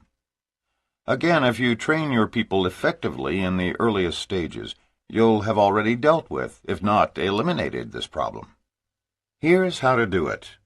During your training session with new distributors, you should state the following. We consider it our job as your mentor to assist you in earning millions of dollars and regaining total control of your time as quickly as possible, and we can assure you of 2 things. 1, we will never keep information from you about systems that work. And 2, we will never allow you to make the mistakes that experience has taught us can cause failure. Can you all understand our motives? We want to see that you succeed. As your mentors, we insist that you agree to one very important stipulation, because if you won't agree to this, we can't help you. Fair enough? Get their consent. You must be willing to promise us right now that you will never, under any circumstances, change to new systems because a leader in town has promoted them, or recommend books and materials to your downline until you check with us. That is, until we get you to an income of $15,000 a month. After that, you can do whatever you want. Is that a fair deal? Again, get their verbal consent at this point. We cannot afford to have you scattered and unfocused, or teaching new concepts to your downline, or doing anything else counterproductive. In fact, we suggest you check with us before you attend any big meeting in your first year. Fair enough? By calling the attention of new distributors to this inevitable booby trap, you are doing a great deal toward preempting it. More importantly, you are requesting their permission in advance to repeat this admonition each time a new leader comes to town peddling sales aids. And when you do bring it up on your voicemail to your entire downline the week before the leader hits town, they will not consider your warning as stepping out of line or expressing jealousy. If you don't breach the subject at training and teach all your people to do the same with all their frontline, every time a new leader comes into town, your people can be set back months in their efforts. You see, it's not necessarily that the new system doesn't work. The problem is that each time you introduce a new system to your entire downline, everyone starts all over again at ground zero. And we all know that it takes months of effort to become proficient at any new marketing strategy. The Parasite Mentor. The next factor that will cause new distributors to become scattered is what we call the parasite mentor, someone who has never built a legitimate organization yet has written a book or recorded an audio tape to teach others how to do so, and claims to be a mentor. Let's say that one day a new second-level distributor calls you to introduce herself, and innocently lets slip that her sponsor, your frontline associate, is engaged in some new recruiting activity with which you are completely unfamiliar. So you call your frontline associate and gently mention your conversation with his new recruit, and after a bit of small talk, you quiz him about this new direct mailing system. He becomes embarrassed, but then explains to you that he just read a great book by a well-known author, whom you know has never actually built his own organization. Regardless of the fact that mass mailings have never worked effectively for anyone in your group, he is using it and teaching it to others. Folks, we recognize and respect the fact that we are all independent distributors who have the right to do this business any way we desire. But as the head of our own organization, each of us has the right to decide whom, among our people, we wish to actively support. Make certain in training new distributors that they understand that you are going to support only those that follow your system. And those who change your system without your approval will lose your support. Why are we so adamant about this? Because we want you to succeed, and we know our system works, but we don't know about others. Another problem can stem from a successful network marketer who has a burning desire to become an author. But beware of these books. They can be quite inventive. We have seen lots of materials churned out by successful network marketers that contain systems and strategies that have never been utilized by them or anyone else. But motivated by a fiery zeal to get a book or tape released, the concepts seem logical at first glance. The problem is most new distributors who read materials written by leaders accept them as gospel. We've often pondered how many poor souls must have failed at network marketing by emulating these unproven recruiting and training techniques, presented by successful distributors who never actually used them. It's sad, but true. If you're a new distributor, we encourage you to track upline until you find a highly successful distributor and follow the exact systems he or she has used. If you enjoy absorbing knowledge about the industry, at least call a veteran in your company to get suggestions on truly useful books by authors who have successfully built huge organizations. Don't lose your vision by following systems of parasite mentors or new authors describing unproven systems. Some who have written bestsellers in our field have never built anything. Other authors have been in 20 different companies and will, in fact, join yours if you order 10,000 books.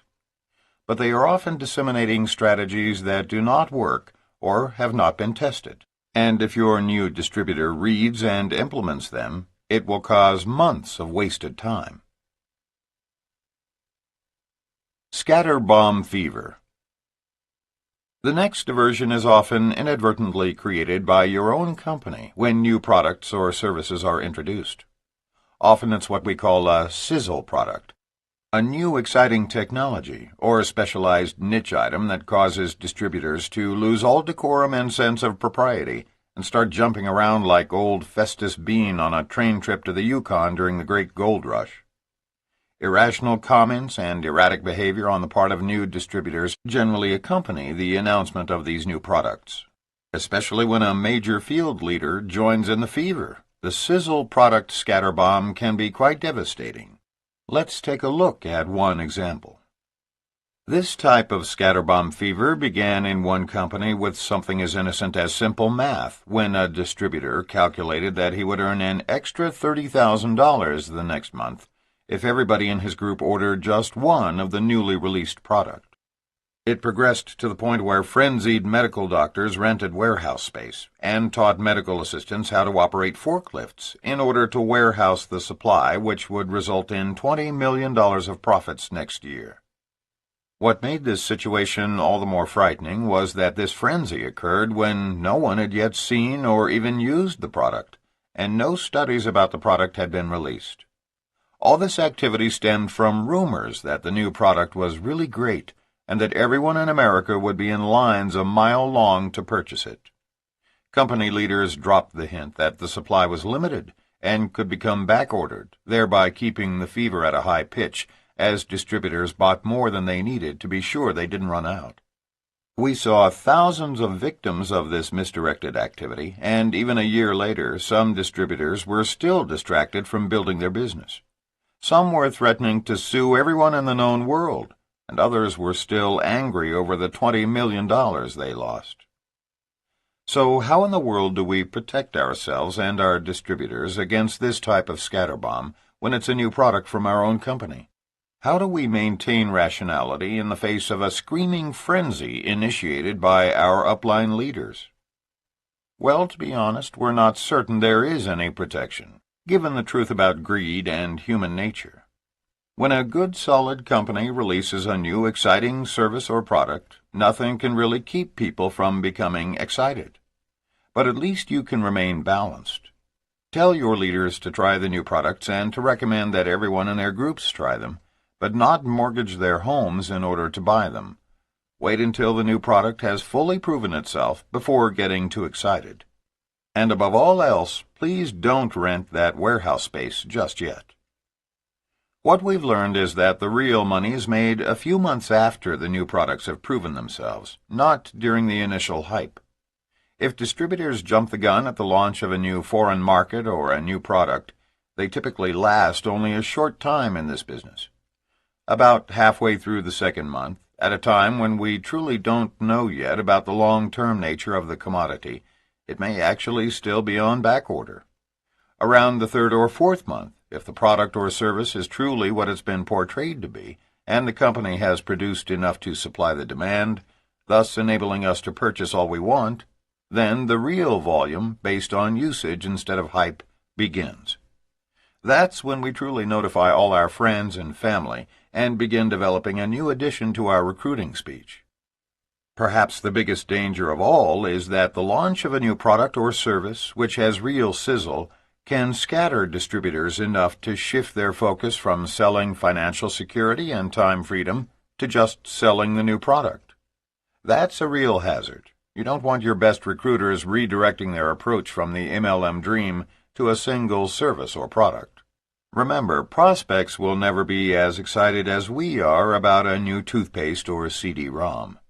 In the midst of their selling a new service or product, distributors should continue to focus their prospecting approach on how to earn $20,000, $30,000, even $50,000 a month, and achieve total financial independence. Tantalize your prospects, if you like, with your excitement about the new items coming or new foreign markets opening up, but keep it in perspective. Most of all, maintain a balanced outlook with every new product. Don't go overboard and build your presentation around any one product or service before it is a proven success. Frenzies never yield stable growth. Lack of structure. Many distributors suffer from lack of structure in network marketing, particularly those who were accustomed to the world of traditional business. After all, they got used to the Monday morning rah-rah meetings, production quotas, and supervisors breathing down their necks demanding more and more. In network marketing, you are your own boss, revving up your own engines and setting your own pace. The systems in traditional sales are the antithesis to those utilized in networking. Some corporate salespeople, such as Terry Hill after she left the Xerox Corporation as their #1 salesperson, feel disoriented and displaced at first without the traditional structure. Many people need a detailed plan of action and a timetable, complete with daily quotas. This keeps them from becoming scattered and creates a strong sense of direction. Once you have set specific goals, use a day planner or a scheduler or anything else that will assist you in keeping yourself on track. For others, time itself is a problem. Such people may feel overwhelmed by their already busy lives. How can they possibly fit one more thing into it, especially something as time-consuming as a network marketing business? Or perhaps having jumped in without a plan, they use their time inefficiently, running around town, hither and yon, fighting traffic, doing one-on-one meetings, presentations, and training. They feel completely at loose ends and are unsure about what really constitutes productive activity. Pam Delahanty of Francistown, New Hampshire, found the solution by turning to her upline associates for coaching. She describes how dissipated she felt trying to keep up with her life and her business. The biggest challenge I had was time. After all, I already worked full-time as a dental hygienist. On top of that, I was a mom to 2 very active toddlers. And then there was my husband with whom I wanted to spend time. I felt stretched, torn, and at times guilty as I tried to spread myself in all directions. I felt out of balance, out of control, and out of integrity. I saw myself wearing too many hats as mother, wife, friend, employee, and now as a networker. Though I felt a strong belief for this industry and the possibilities it could provide, it was difficult for me to find the time and energy to share it with other people, given my already full and hectic schedule. I turned to my upline associates, Dr. J. Clark and Linda Young, for help, and at their suggestion I began exploring my core values. What I found to be most important to me are relationships, fun, spontaneity, and the peace of mind financial freedom brings. Once I determined this, I took a look at how I could work these into my life and my business. What if I could share the benefits of the products and the business when I was going about my daily life, without putting on a separate hat? What if it was spontaneous and even fun? Since having incorporated these elements into my business, I am more energetic because I'm not wasting time worrying about what I am going to say, or how I am going to look, or even what the response will be. I used to think energy was dependent on how much sleep I had or what I ate. I now believe I will have all the energy I need just by getting myself into worthwhile action. Action creates energy. I'll never forget one of my first outrageous impromptu conversations after discovering my new enthusiasm. A policeman stopped me on my way to my first sponsoring interview because I had rolled through a stop sign. I explained with much enthusiasm how nervous I was with this new business venture, and he let me go with just a warning, a smile, and a good luck wish. As a thank you, I gave the officer a sample of our toothpaste. A week later, I was stopped again by the same officer, this time to purchase product, and years later, he is still a loyal customer. When a long-time family friend first introduced Suni Nelson of Fresno, California, to network marketing, she was working from 60 to 80 hours a week and holding down 2 jobs. Suni immediately informed her friend that she couldn't take on network marketing because she absolutely had no extra time, period. But the more she thought about her predicament, a relentless work schedule, and $40,000 of debt hanging over her head, the more she decided she had nothing to lose. She gave up television and some sleep, deciding that television would never get her where she wanted to go, and that she could catch up on missed sleep later. Suni began sharing the opportunity and products with everyone she knew. She created a work plan, stayed with it, and within 2 months she earned the distinction of being the first in her company to become an executive director in such a short time, a record that lasted 5 years. After 2 more years, she reached the top level in her company, and now has earned the freedom to enjoy her real love, competitive slalom water skiing. One of the primary excuses people give for not joining our industry is that they don't have the time. However, both Pam and Suni found a solution to this problem. They avoided the scatterbomb and focused on doing the work necessary to build their groups. Not so surprisingly, once they realized what the business could mean to them, they both found the time. If you are having difficulty organizing your time, harnessing your energy, or keeping your attention focused on your business, seek the help of a mentor. Ask someone, preferably in your upline, or someone else you want to emulate, to coach you. It can be done once a week in as little as a 10 or 15-minute telephone conversation. Renee has been a mentor to Karen McGeehan of West Lynn, Oregon, for some time. Each Monday, Karen reports her business activities to Renee, summarizing the number of people she prospected that week, the number of appointments she set, and the number of people to whom she made a presentation, her real measure of progress. Her goal is to do 10 presentations a week, which results in her sponsoring between 5 to 8 people a month. When she is off her target, Karen and Renee will talk about what got in the way of her meeting her goals that week, and then perhaps Renee will assist her in redesigning her mindset to block any negative thoughts.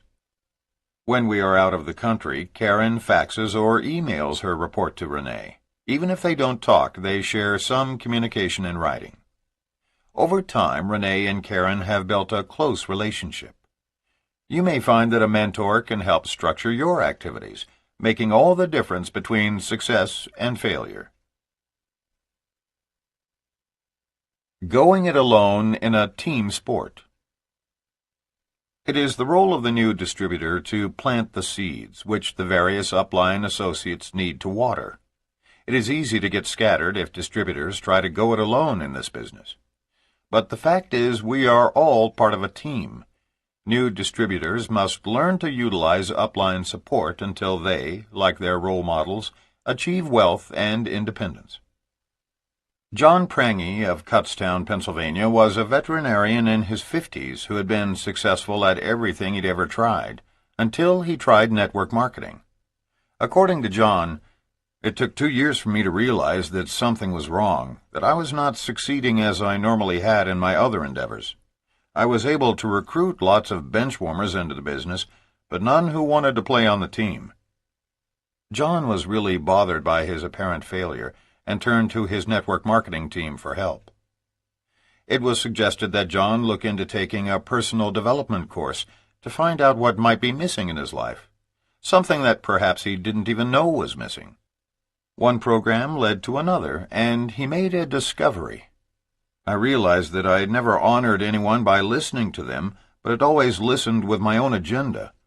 I began to look at the fact that my life had been designed by me many years earlier to play out exactly as it was playing out, and I currently had no control over the play unless I was willing to make some major changes in myself. I was fascinated by the joy of writing a new script, wherein I could develop a game bigger than life with no particular ties to the outcome. But the most important part of this plan came when I began surrounding myself with a community of individuals who would support me in my decisions and commitments, and who would always be there for me. Then I learned that it was a two-way street.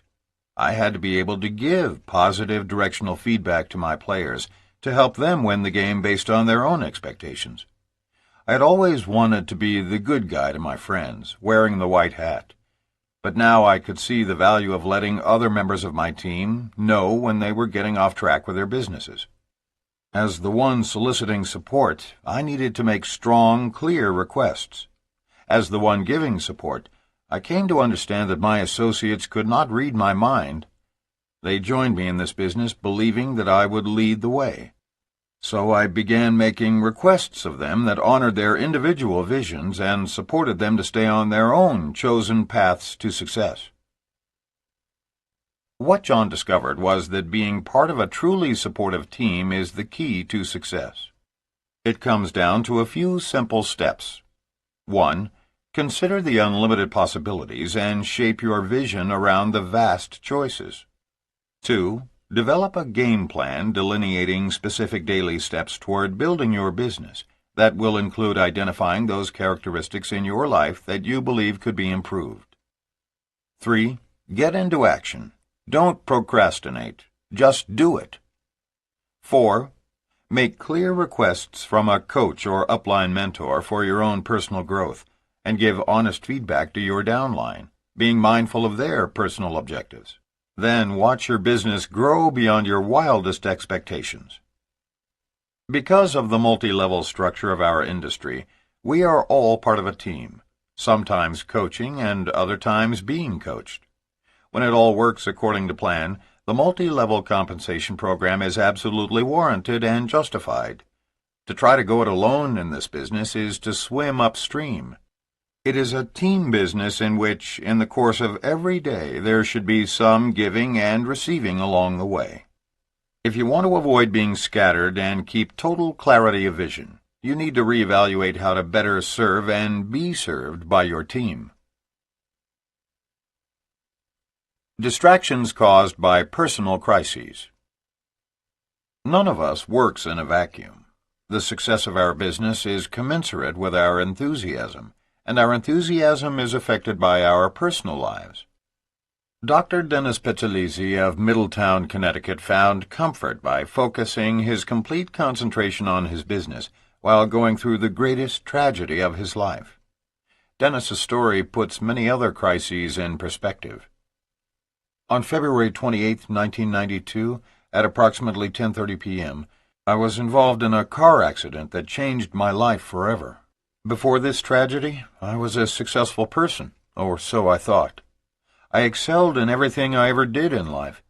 I was a perfectionist who was able to do many things and do them all well. But the problem was, deep down, I was unhappy.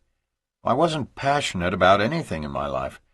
This instability led to my divorce, a drinking problem, and finally the accident that was the turning point in my life. I had been drinking that night, like I had on numerous other occasions in my life. That's how I disconnected from reality.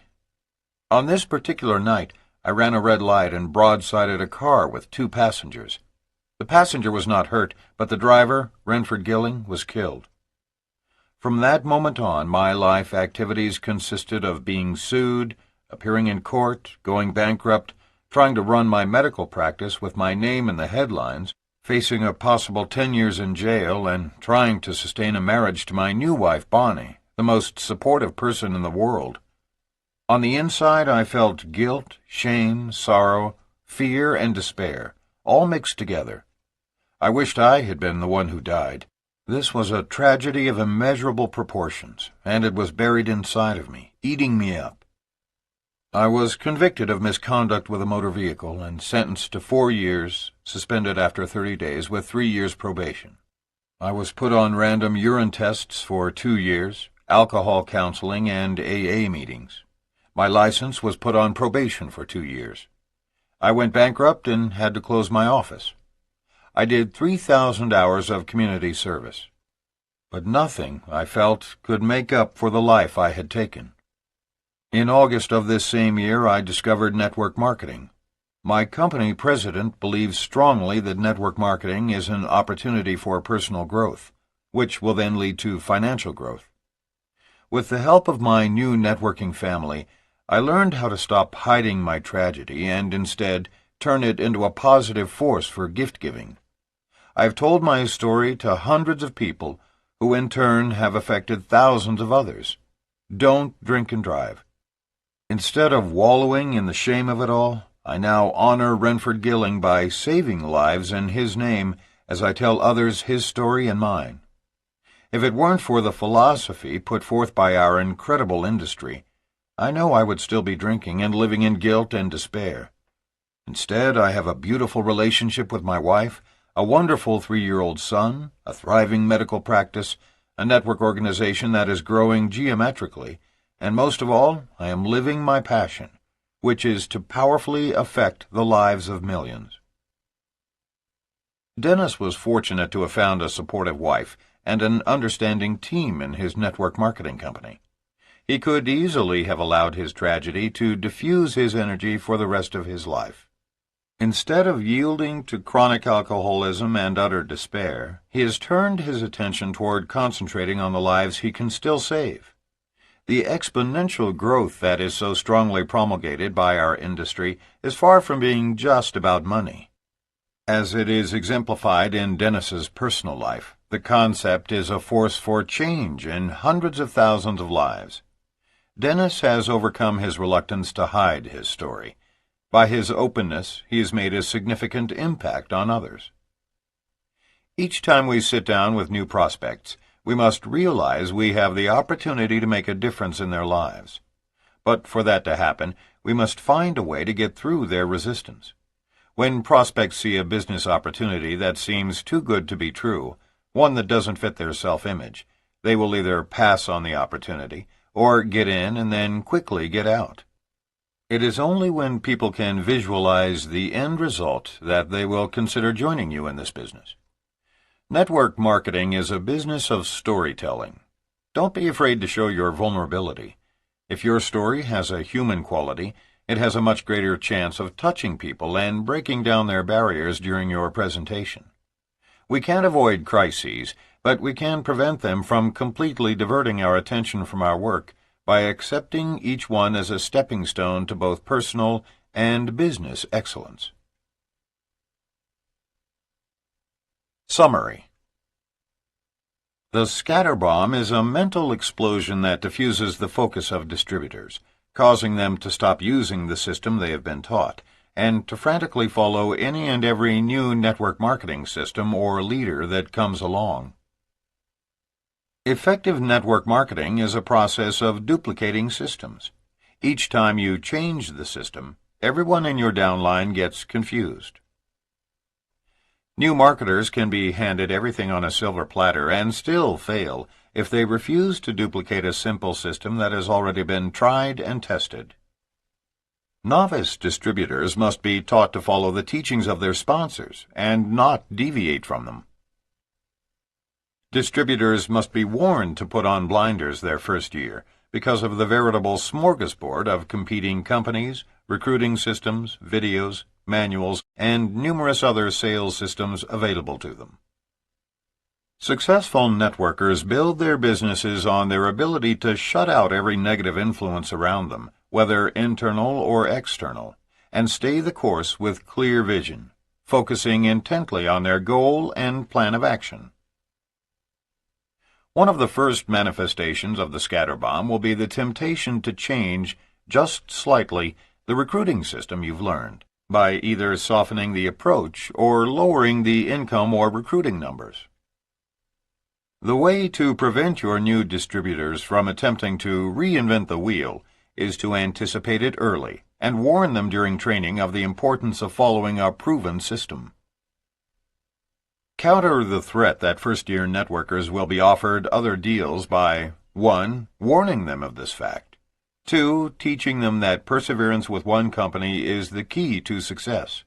3. Explaining to them that trying to build 2 downlines in separate companies will lead to failure. Most new distributors will be tempted several times to change companies, but remember, no single person in your organization is absolutely indispensable. As you continue to build your group, new leaders will emerge under those who choose to leave. Keep your group from jumping from one system to another by preparing them ahead of time to glean new facts from a new speaker while never changing to a new recruiting or training system. The key to building a successful business is to stick with one system long enough to allow it to work. Ask a trusted upline associate for recommended reading, and don't lose your vision by following authors not recommended by your mentor.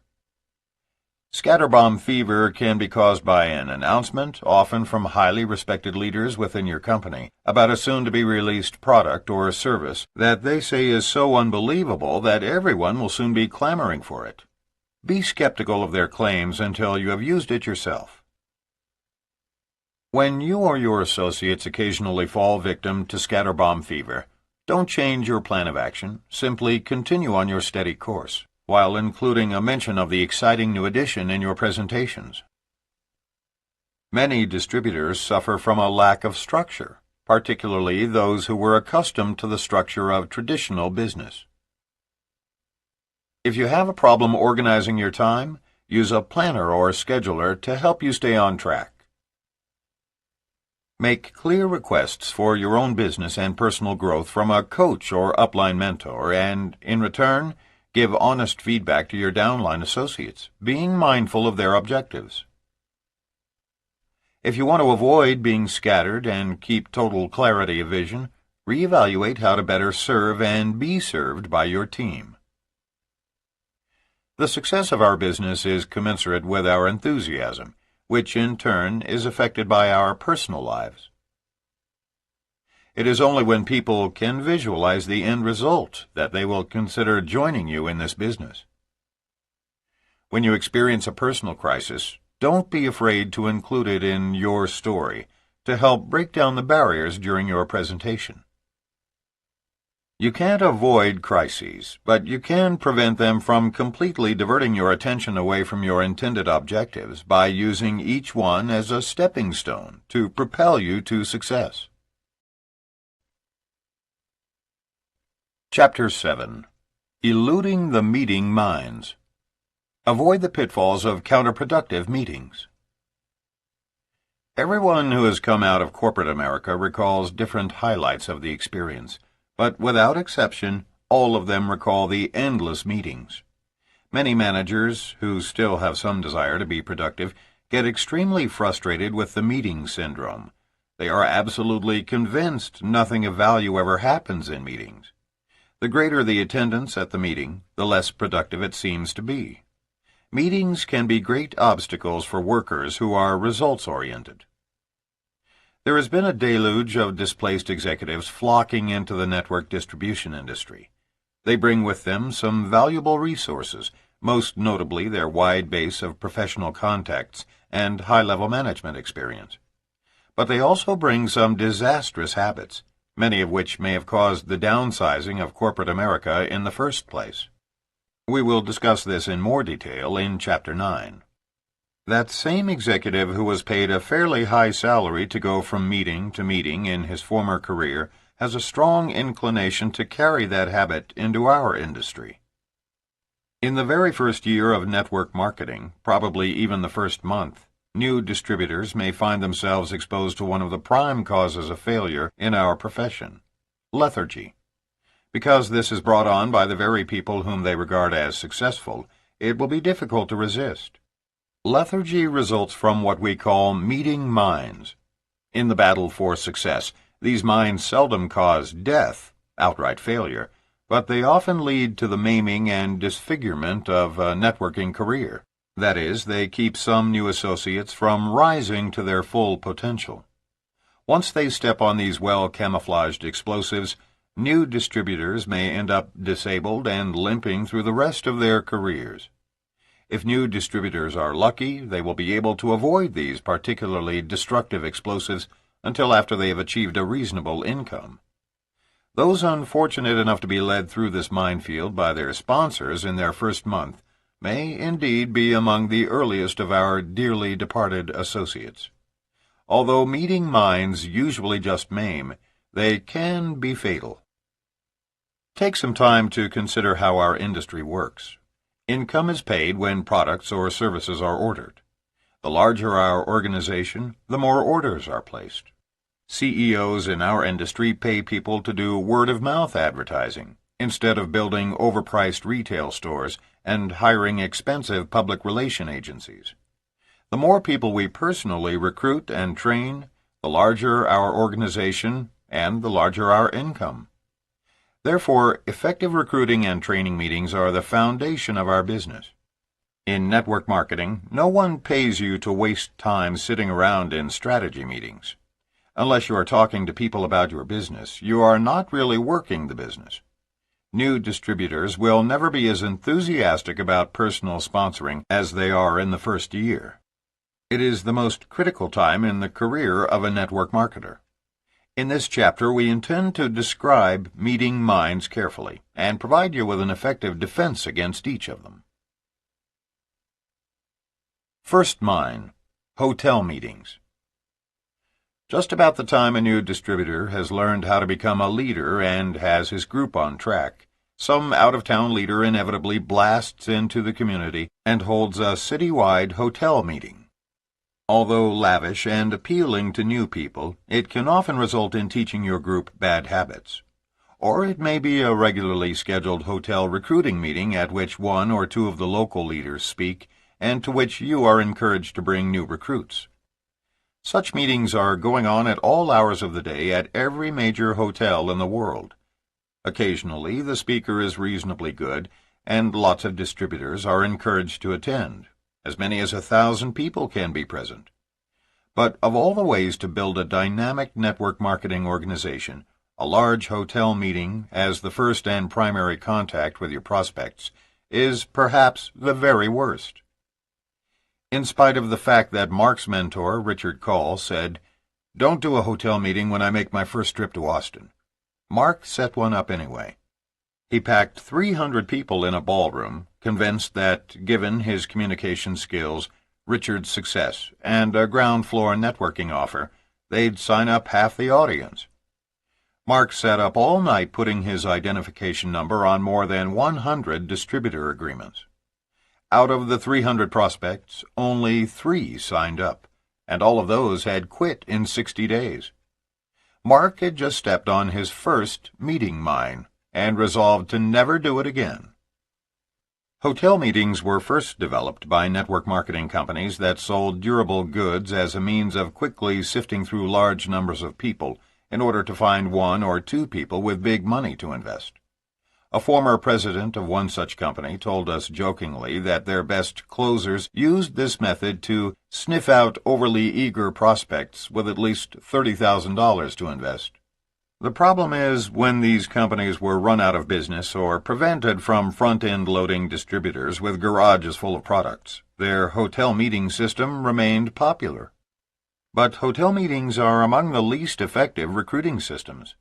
Network marketing has always been a people business. When prospects are subjected to a large, impersonal meeting room, the intimacy of our business is completely lost. Long before fax machines, computers, VCRs, and hotel meetings, Mary Kay created more female millionaires than any other corporation in history.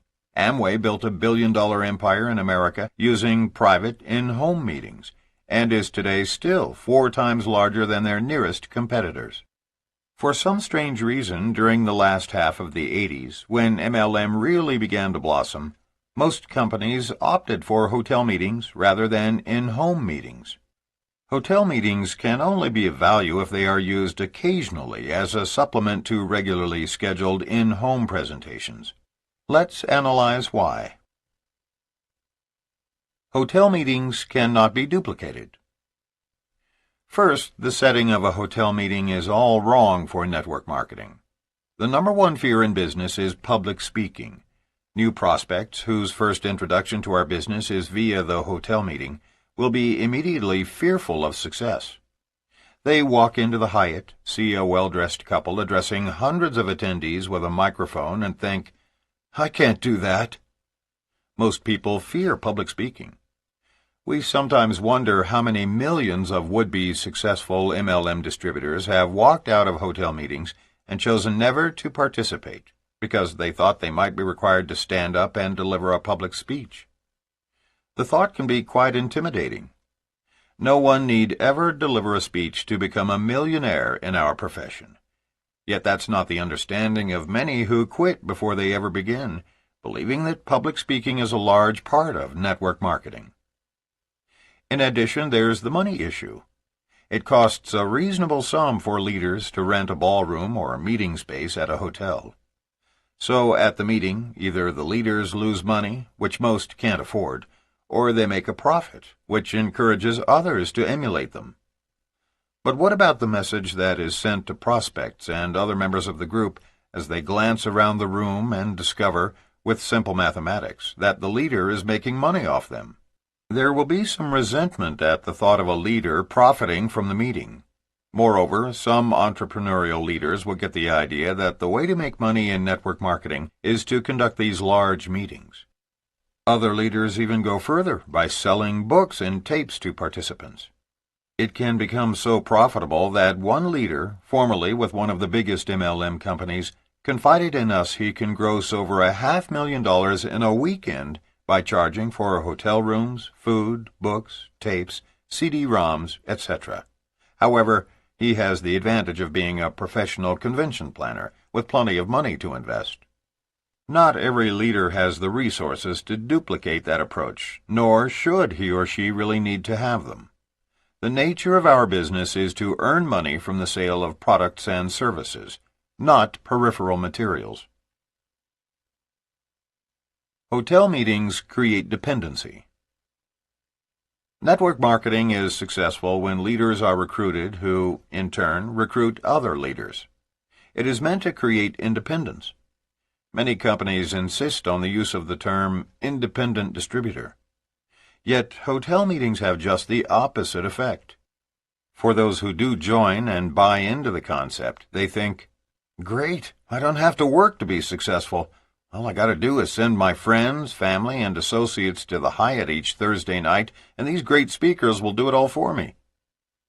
Of course, that never works, because ultimately the only people who make real money in MLM, with very few exceptions, are those who conduct their own meetings.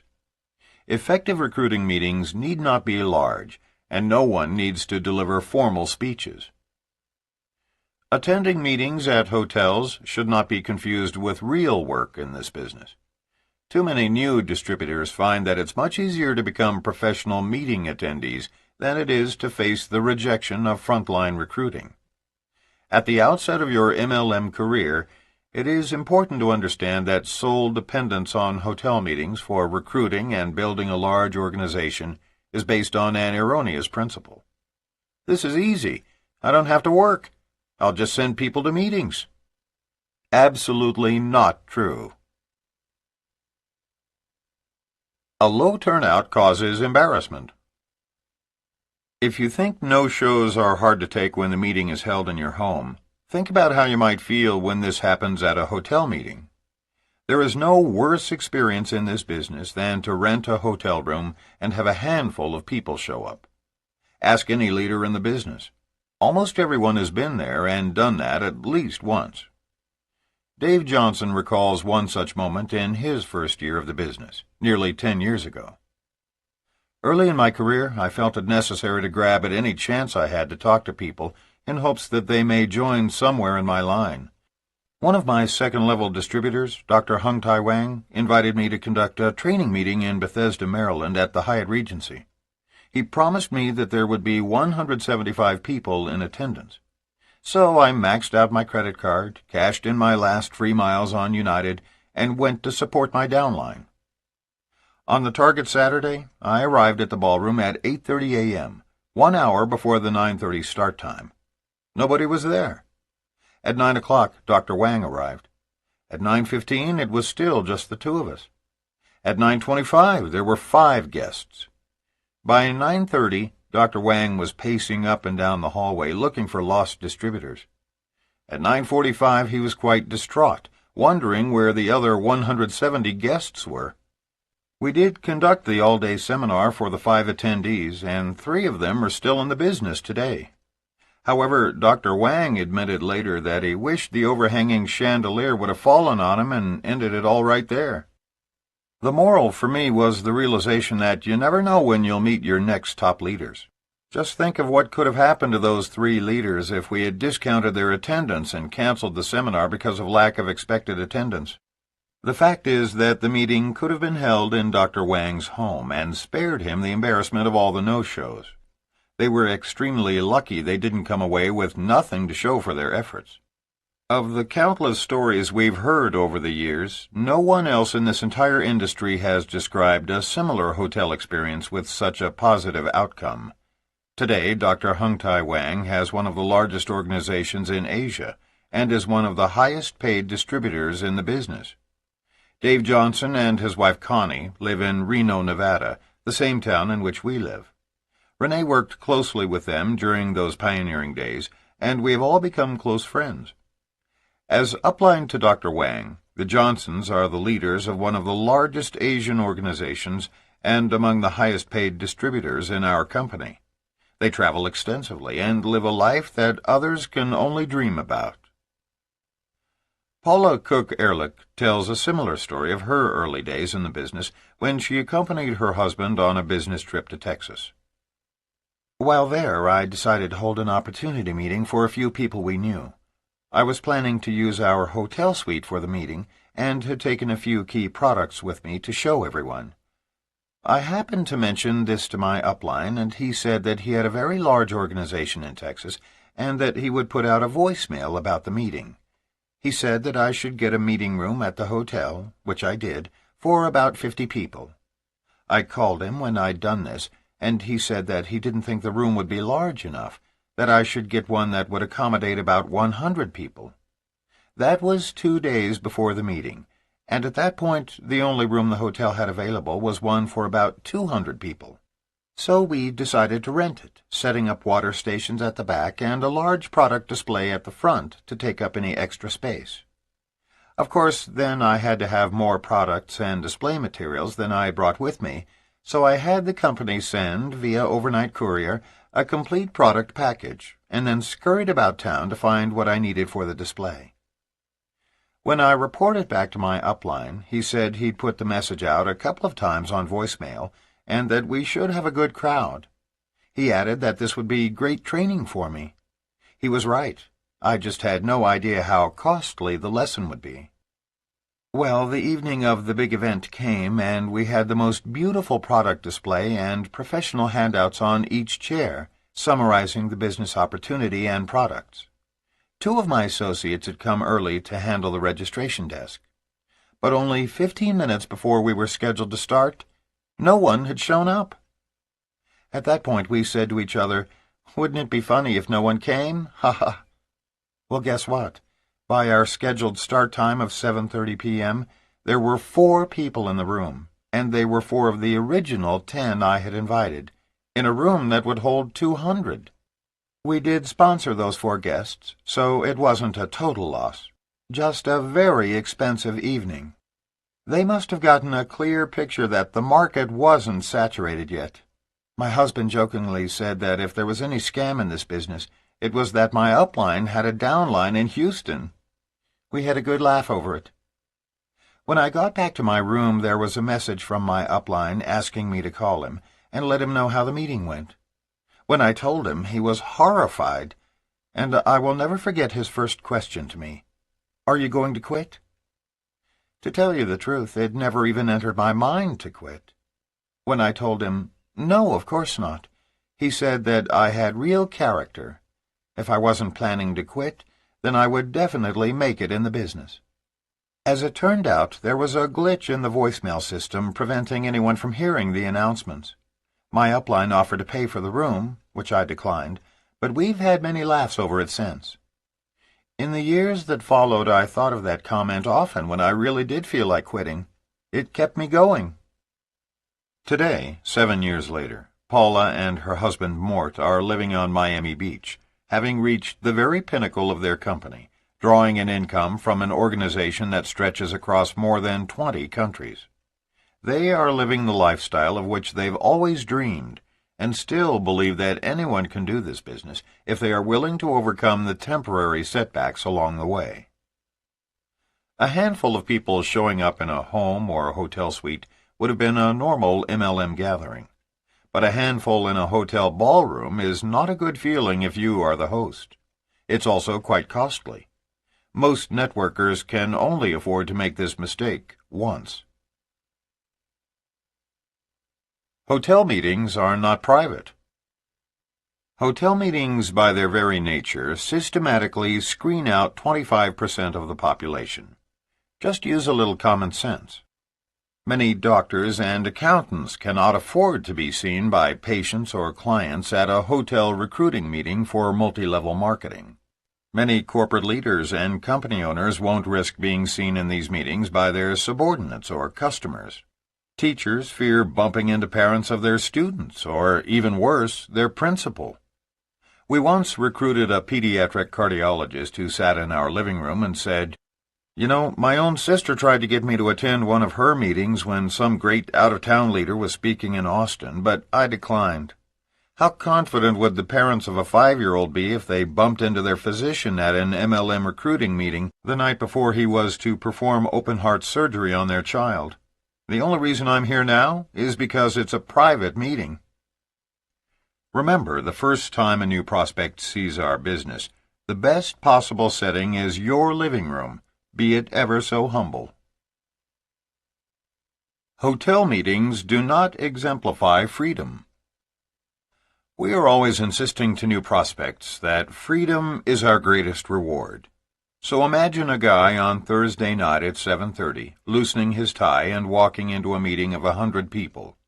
He's thinking about the fact that he's already put in 42 hours this week at his company. How is he going to explain to his wife and children why he now needs to go out to meetings at night, too? Nobody wants to spend what precious little time they've got at night searching for a parking space at the Hilton. Large weekly hotel meetings destroy the concept of freedom by forcing people to add to their already overloaded schedule after their regular work hours. Hotel meetings create an illusion of saturation. It's impossible to saturate any area with too many distributors, yet the perception of saturation can discourage new distributors. A presentation is naturally more appealing when it is given in one's living room with a few friends discussing the tremendous ground floor opportunity in network marketing. We all know that, relative to the entire population of most cities, a gathering of 300 people is a drop in the bucket. Yet to new distributors, it may seem as if everyone in their immediate area already knows about this deal. A new distributor may think, "My gosh, in this room alone, 299 people are ahead of me in this business." The impression of joining a company at an early stage is destroyed by the initial perception of hundreds streaming into a large hotel recruiting meeting. Hotel meetings do not promote personal development. Personal growth and development have always been the true assets of our industry, but only a very few people experience personal growth by standing up in front of an audience with a microphone. For most people, leadership skills are better developed in small in-home meetings to recruit new frontline distributors, coupled with weekend training sessions in which networkers are taught to lead their own small groups. We believe the most positive outcome of success in our industry is not financial independence or time freedom, but rather personal development. We have proudly watched many of our personal recruits, some of them the most unlikely to become success stories, develop into remarkable leaders by sheer force of will. Rather than conducting their recruiting meetings for them, we encouraged them to take charge on their own. And while some successful leaders are proud of the former doctors, lawyers, and corporate CEOs they've sponsored, we are exceptionally proud of our humble frontline recruits, a housekeeper, a student, and a police officer, all of whom have become millionaire legends in our industry.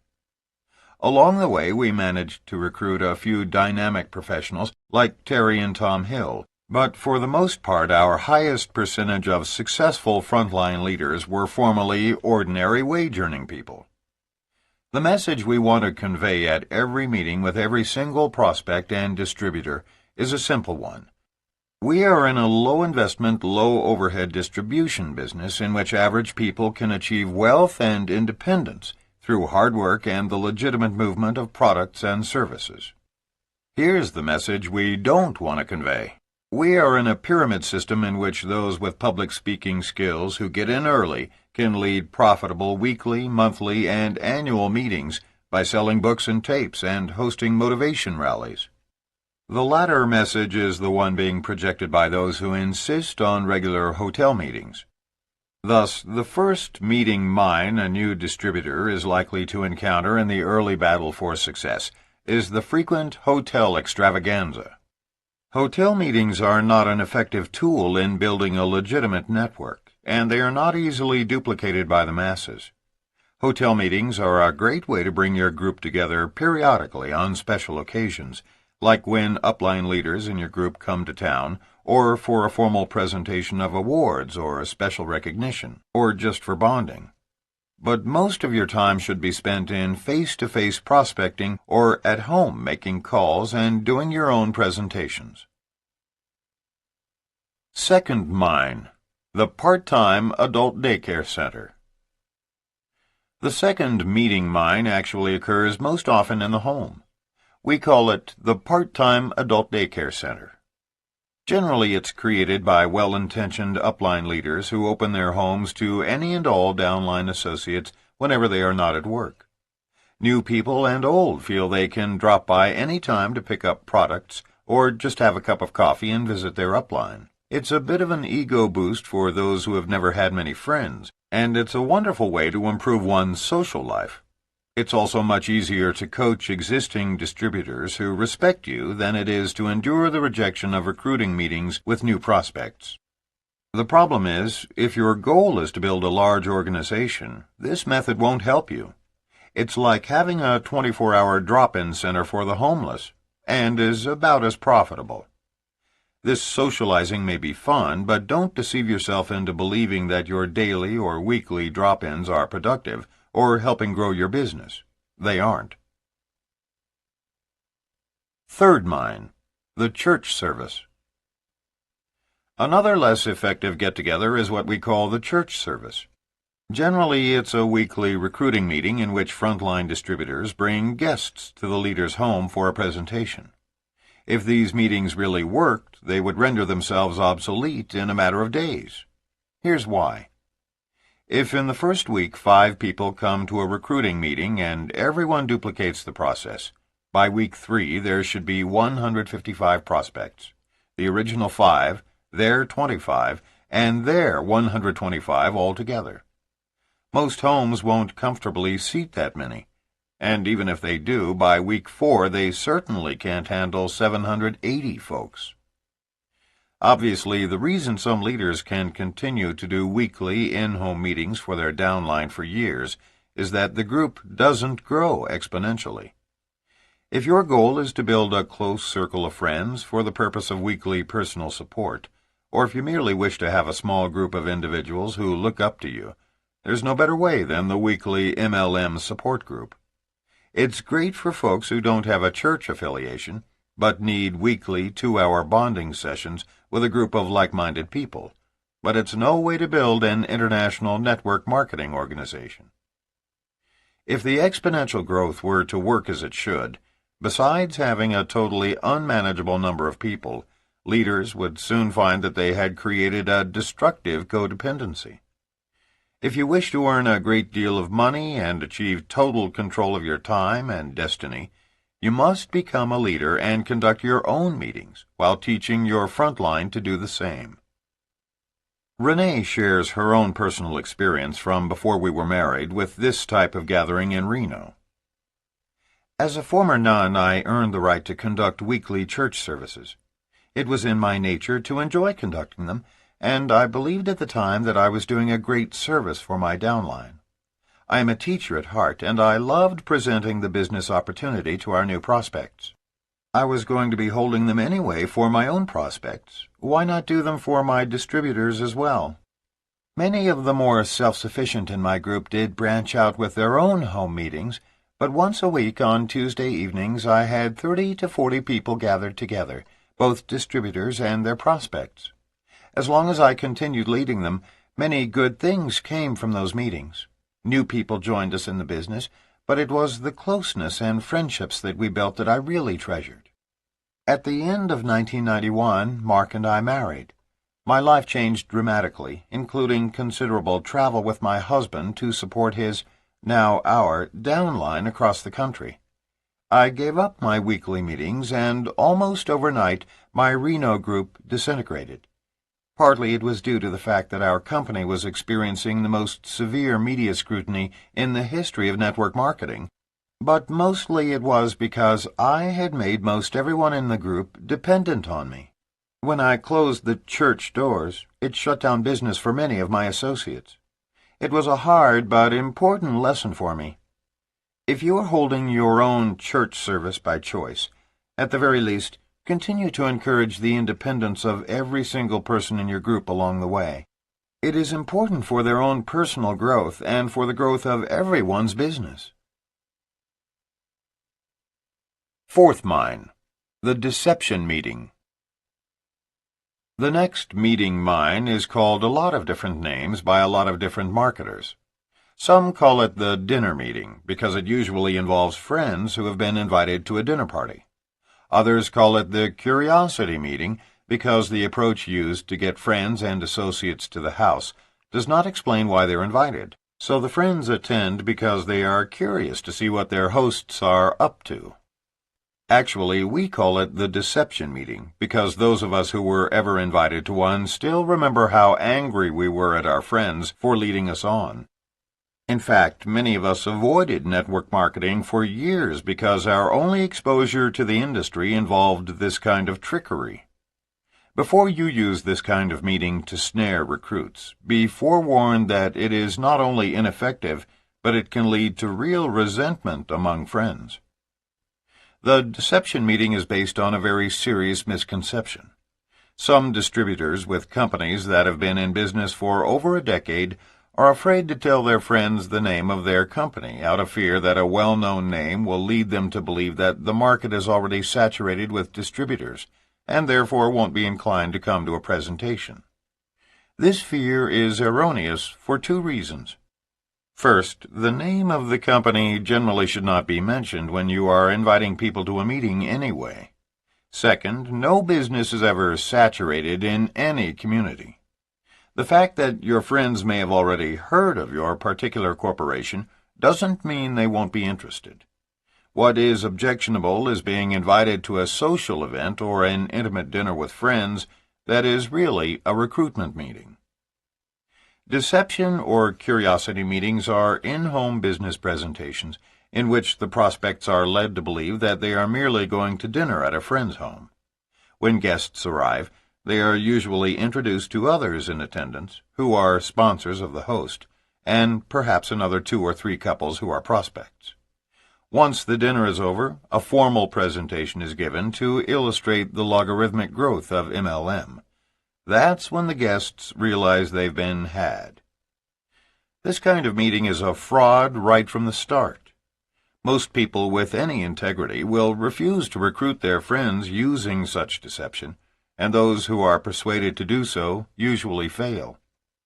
Throughout our travels in America, Asia, and Europe, we have met countless individuals who have refused for many years to consider any involvement in our industry, because their initial exposure was based on a deception meeting. Fifth mine, the office meeting. Another kind of meeting mine is the office meeting. Even though he was warned by his upline mentor, Richard Call, to never get involved in the office process, Mark ignored him and yielded to the temptation in his 5th month. By then, he was earning enough money to be able to afford the office. Mark often tells the following story to MLM groups. I had become a big business man. I actually pronounce it business because it's such a joke. Big businessmen are important guys. We usually drive a Mercedes, wear $2,000 designer sport coats, flash a Rolex on our wrist, and carry a platinum American Express card. Above all else, we need a fancy office and high overhead expenses to prove our worth. In all seriousness, the very things we attempt to escape by entering network marketing are frequently the things our egos dictate we must have once we're successful. When I started earning over $15,000 a month, I decided, against my mentor's protests, that I needed to move my network marketing business to an office location. After all, with that kind of income, I felt it was time to begin conducting meetings in an environment where I had my own desk, secretary, fax machine, and conference room. So I found a beautiful space in the nicest office complex in Austin, Texas, and signed a 6-month lease. Then I hired a part-time secretary to take all my important calls, and poof, I was a big businessman. Guess what happened? First, my closing ratio declined by almost 50%. Not only that, but I had a significant increase in no-shows to my presentations. What telephone calls I did take were people complaining about the attitude problems and general incompetence of my secretary. So I had to spend time teaching her the fundamentals of telephone behavior. By the second month, no one I interviewed signed up, and the few I recruited in the first month were clamoring to hold their meetings in my office and refusing to do their own in-home meetings. By the third month, I had moved my office back home. Here's what I learned. Office meetings don't work nearly as effectively in our business as do in-home presentations. When I went home, my closing ratios jumped right back into the 20% range, and my downline distributors were much happier doing their own in-homes when I was again doing so. We realize that advising against offices will be unpopular with many of you who already have offices and approach business in this manner. But our objective isn't to have you love us. Our goal is to get you to the same kind of income we are earning without unnecessary costly overhead. However, if you choose to keep an office, at least do so knowing all the facts. First, renting an office cannot be duplicated by most people because of cost. Second, an office creates unnecessary overhead. Third, office meetings do not exemplify the freedom that you should enjoy as a network marketer. Office meetings cannot be duplicated. Most people have jobs rather than private offices, and therefore do not have the slightest idea how to manage them. This causes havoc and unnecessary stress, which can impede one's productivity. Most people are too busy just learning the basics of MLM to have time to deal with running an office. In addition, not many people can afford an office. Neither of us could have afforded an office in our first few months in business, and therefore would have never signed up had we been recruited in an office setting. Office space, even if you share it with other business people, is expensive anywhere in the world. Remember, we are in a business of duplication. If we can't afford to do business in an office, on a boat, or anywhere else, it probably will also be impossible for, or inaccessible to, the masses. Offices create unnecessary overhead. Perhaps one of the biggest strengths of network marketing is the lack of overhead. In our business, you can reap the benefits of being an entrepreneur without the expense of a franchise or a small business owner's operating costs. The beauty of this business is that you can do it from your living room. There's no need to invest thousands of dollars on employees and office space. So why waste money on totally unnecessary overhead when an office is not going to increase your productivity? Offices do not exemplify freedom. There are two major attractions to our industry: big money and free time. Prospects who come to an office interview will feel that by joining your MLM organization, they will be tying themselves to an office. Hence, where is the freedom? If they duplicate your system, soon they will not only be fighting traffic during their commute, but will feel compelled to spend much of their time there. What's worse, their leaders will imitate the process. They will feel that their presentations, too, should be held in such a professional setting. By leasing an office, you will be implementing a trend in your downline that contradicts the essence of this industry, giving ordinary people the chance to enjoy freedom outside of the traditional business site. We have people in our downline who have succeeded through both hotel and office meetings, but none of them are earning half as much as we are. Regardless of how much you make, we encourage you, as we encourage them, to make your decisions based on what you want out of your business. Some distributors and some foreign cultures simply prefer the group office environment for motivational and social support. We understand these preferences and accept the fact that network marketers are their own bosses. But nothing is going to prevent us from advocating to every distributor in every country the systems that made us millions. Our intent is to give you all the facts so that you can make intelligent decisions for yourself while establishing your network marketing business. Sixth mine, the bar or restaurant meeting. Another hazardous situation can be found in the bar or restaurant meeting. Recruiters can't expect to be successful by conducting their meetings in public places where there's no access to a VCR, no blackboard or dry erase whiteboard, and lots of distractions. You know, little distractions like a gang of drunken office workers singing songs, or a sporting event blaring over multiple television sets. One of the most popular network marketing books, written a couple of decades ago during our industry's infancy, asserted that anyone could become wealthy by doing presentations on a bar napkin. But that's a lot of bunk. Trust us.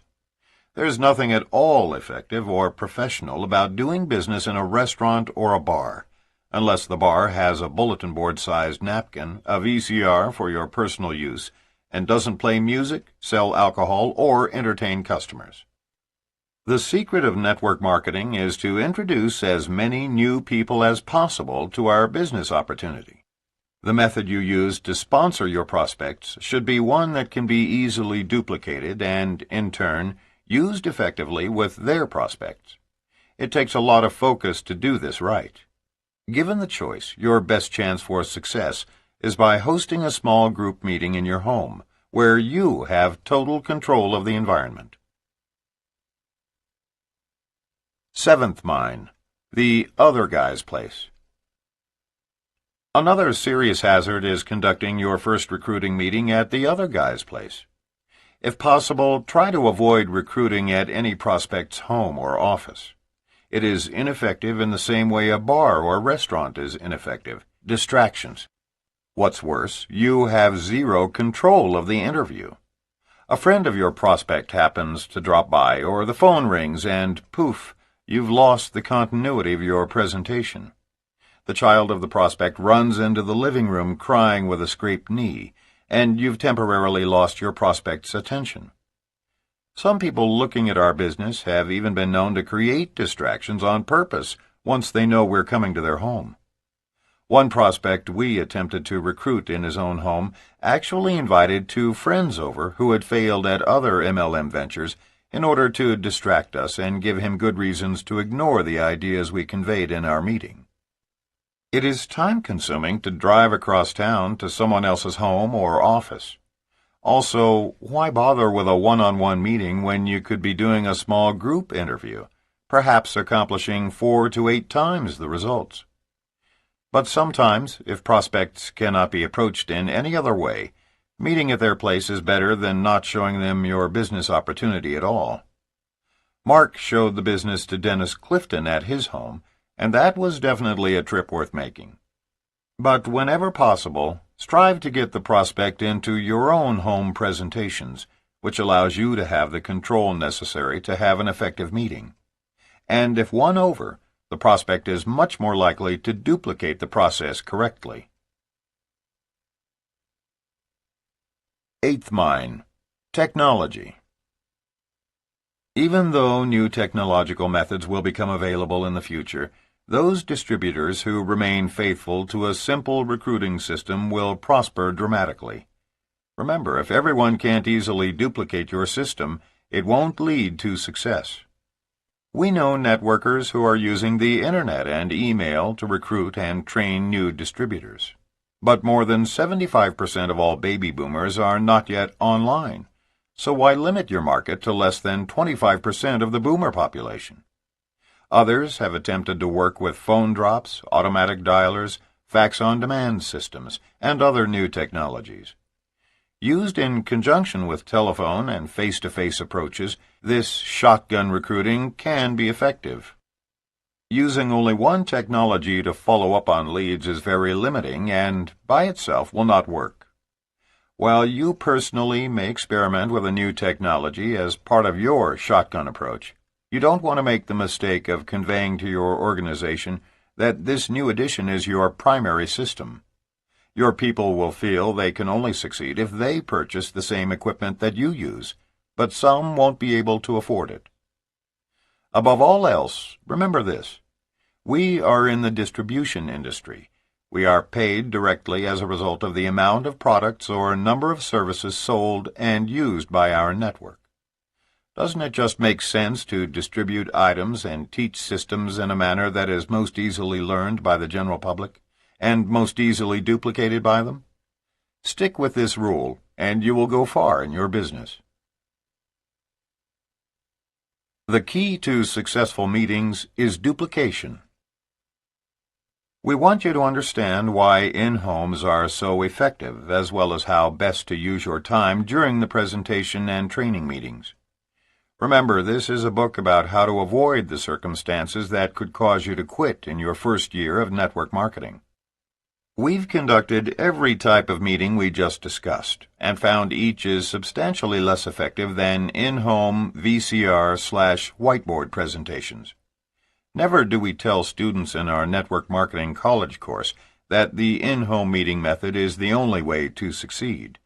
We are not absolutists. However, if you truly wish to survive your first year, we think you need to understand all the various meeting styles from the most effective to the least effective. In fact, we don't just want you to survive. We want you dramatically wealthy with all the time in the world to do what you want when you want to do it. Having said that, now we want to share with you what we believe is the best and most easily duplicated process in network marketing today. The real key to successful meetings always revolves around the fundamental MLM principle of duplication. Any type of meeting that cannot be copied and taught by the least articulate and successful person in your group is ultimately doomed to failure and should be abandoned. Mark had been in the business for nearly 4 years when he experienced a graphic example of this principle. As he explains, I received a call from a very enthusiastic fellow named Barney, who called me from Fort Lauderdale, Florida, to inform me that he had personally sponsored more than 200 high-quality distributors, yet none of them had become successful. I asked him to describe a normal work week in his life so that I could try to figure out what he was doing wrong. His prospecting techniques were excellent, and his ability to get prospects to meetings was unparalleled. He had a much lower ratio of no-shows than I did. It was when Barney began describing his meetings that I figured out the problem. I'll present his explanation for you exactly as he described it to me. Mark, my wife and I have a Rolodex full of prominent people in the South Florida area. We were very successful in 2 businesses and recently sold them for several $1 million. After 2 years of fishing, we got bored and realized that we needed to be doing something productive. So we signed up in network marketing and began inviting our warm market, 10 at a time, to 2 weekly meetings. We conducted our meetings on our 100-foot yacht. Our daughter is in one of the best sororities at the University of Florida, so we hired her this summer, along with 3 of her friends, to serve cocktails and hors d'oeuvres at each of our meetings. They last about 2 hours, during which time we cruise the harbor, play the company video, and then do the same whiteboard illustrations you teach. When we're done, we dock our boat and invite them to Saturday training. Barney went on to explain that sign-ups were not a problem.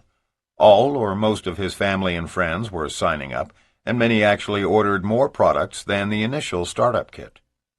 Yet only one of dozens of his frontline associates had ever signed up any other distributors. After listening carefully to Barney's story, I asked him one question. How many of your frontline distributors and prospects own a yacht? He laughed and said, None. He got the point. He immediately moved his meetings into his guest house, quit serving cocktails and hors d'oeuvres, and eventually succeeded in sponsoring other successful distributors.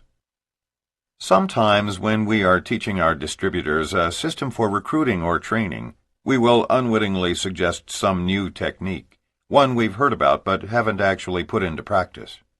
That's when we seriously lead new recruits astray. Here's our rule of thumb. If you personally practice a new recruiting or training procedure and actually see it work to increase volumes for a full 6 months, then implement it and teach it to your downline. If you've merely heard a rumor that some new system has worked elsewhere, don't give it serious consideration or even repeat it to others until you've actually tried it. You want to keep the in-home meetings of your downline so consistent that any prospect could attend any meeting in any city and walk away with the same knowledge and information. That's how the leaders in the top companies have done it, and it's hard to argue with billions of dollars of success. Recruiting meetings. There are many ways to prospect people, and we certainly subscribe to the shotgun approach. Use ads, fishbowls, and contests. Use walking and talking, lifestyling, and the telephone. Use the mail as well as the computer. Use flyers and bulletin boards in every available public area. Give handouts and attend trade shows and franchise seminars. In fact, use every method available to meet prospects. But then adopt one specific meeting style in which to make your presentation.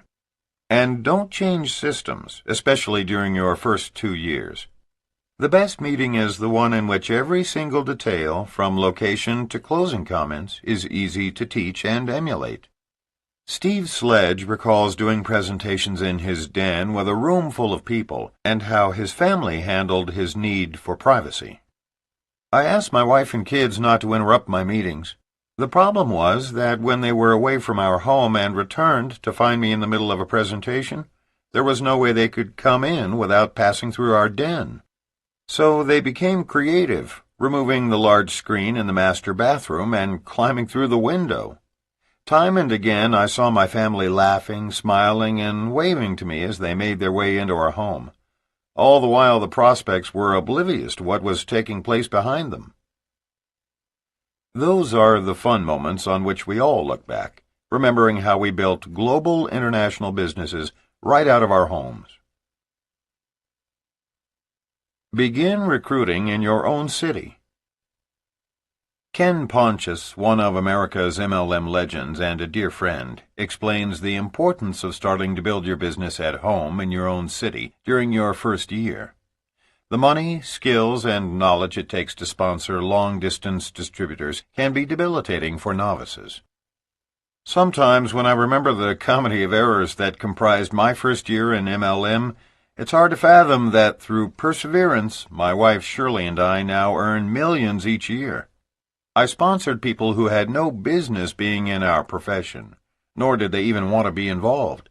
I just pushed and pushed with the tenacity of a bulldog, never considering for a moment that people need self-motivation to succeed in life.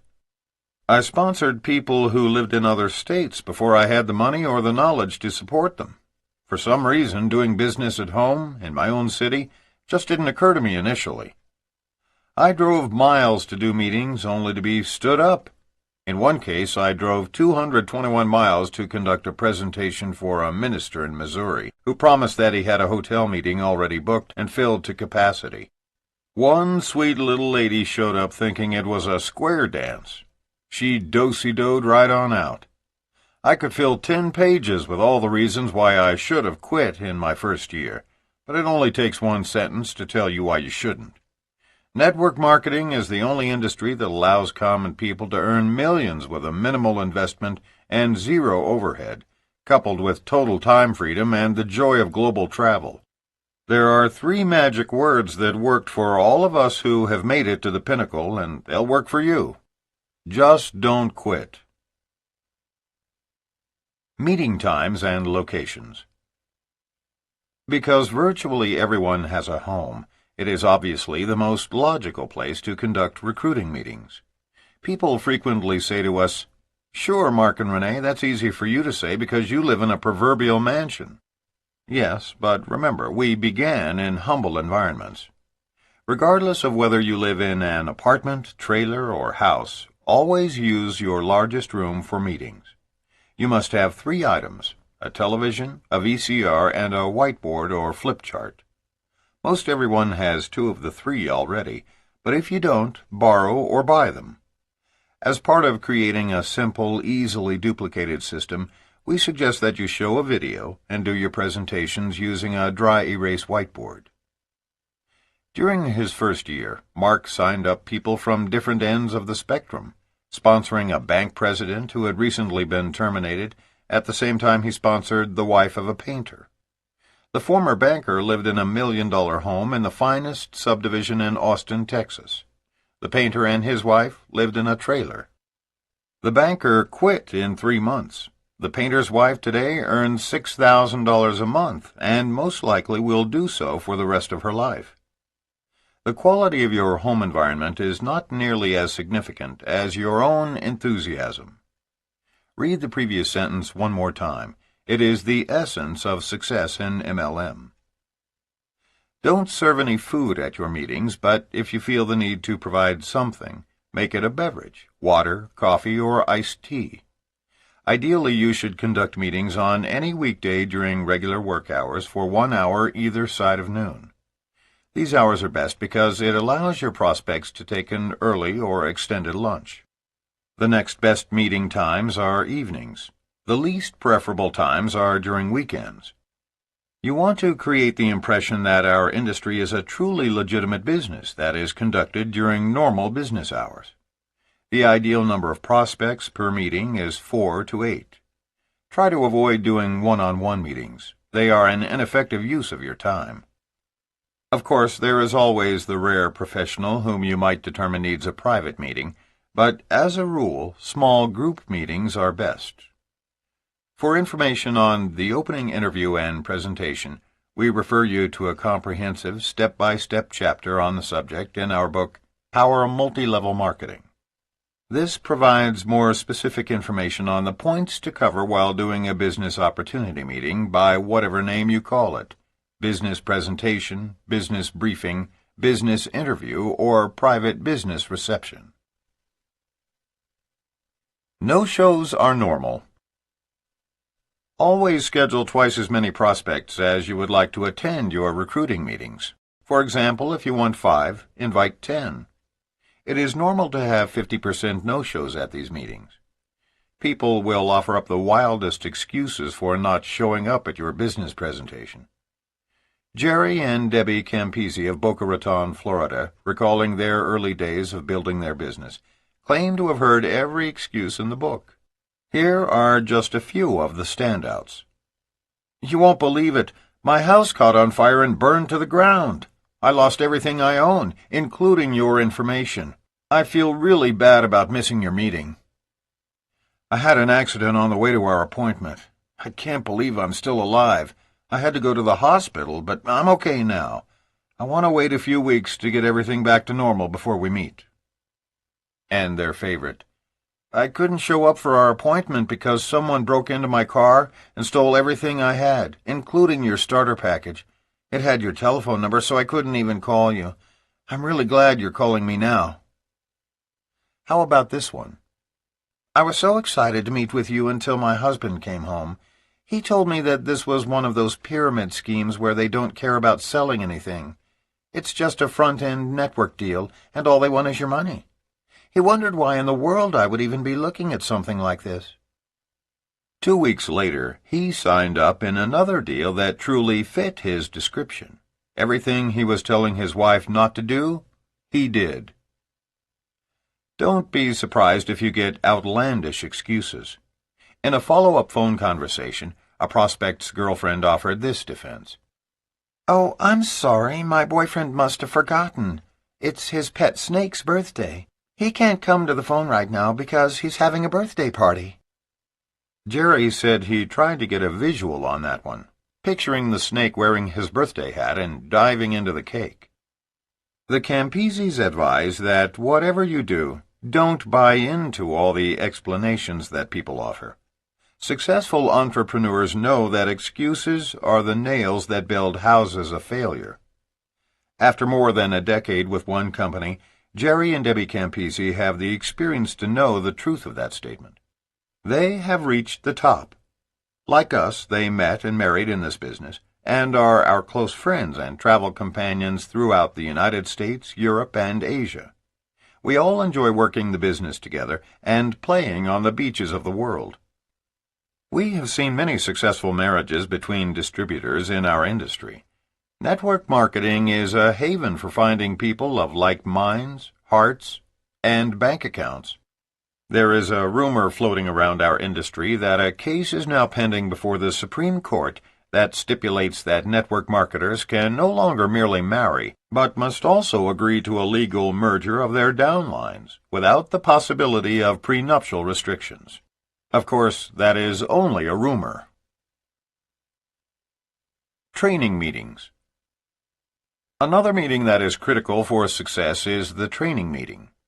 We have created a 180-minute video called Power Training that demonstrates exactly what we do, step by step, emphasizing what we consider the most important elements of successful training.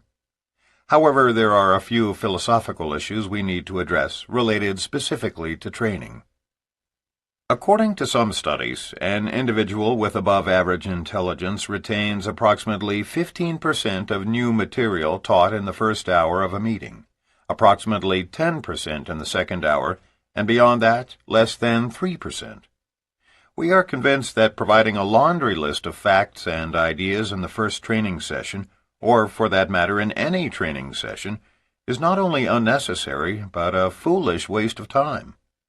Why attempt to teach people important material when it has been scientifically proven that many of those folks are going to forget most of what you will present? Our entire training system is designed in such a way as to change subject matter every 50 minutes. That's based on the solid fact that the human attention span cannot remain focused on one subject matter for more than an hour without becoming saturated. Then the mind must rest before devouring a new subject. We've met distributors who conduct weekend marathon training sessions. Some leaders actually have bragged about the fact that their training is so intense and comprehensive that it takes as long as 8 hours to complete. Sorry, folks, that's insane. The subject matter of training meetings.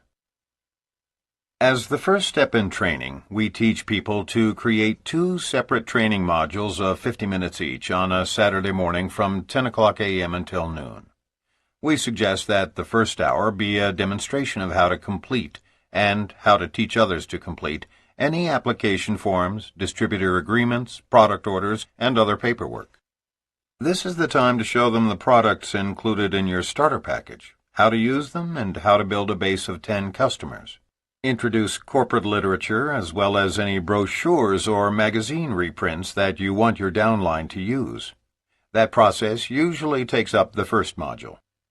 The second half of the meeting should cover goal setting with a brief explanation of the compensation plan, how to build their 2,000-person warm list, and how to focus on the importance of the relationship when approaching family and friends about this incredible opportunity.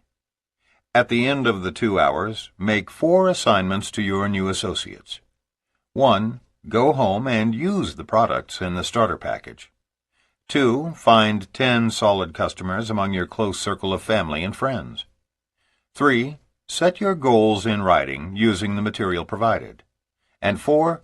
Using the memory jogger provided, begin to create your warm list. Remember, those who are serious about their 2,000-person warm list and get their 10 customers are usually the ones who succeed. During their training, remind your new associates that even though today they are the students, next week they will be the teachers. This system is so simple to duplicate that they should feel at ease training their own new distributors the following week, doing nothing more than what you have just done with them. Stress the importance of using your system without deviation. Unless you can reduce your training system to 1 page, it's too complicated. That may seem like a preposterous notion, but it works. We use a 1-page training format to get our new associates started, a 25-page Getting Started manual at training, and a comprehensive encyclopedia of network marketing for serious business builders. But guess which one we fax first to out-of-town distributors who want to learn our system?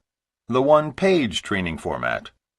And when we do, the unspoken objection we have to overcome in the minds of most prospects is, "This is too simple.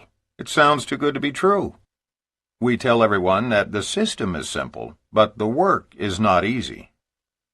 Ours is the most wonderful profession in the world because it makes the most sense. People shouldn't have to spend countless hours in a classroom learning complicated business models from an academic who usually doesn't even practice in the business world. People learn the most while in a participatory role, making errors, yet learning from each one.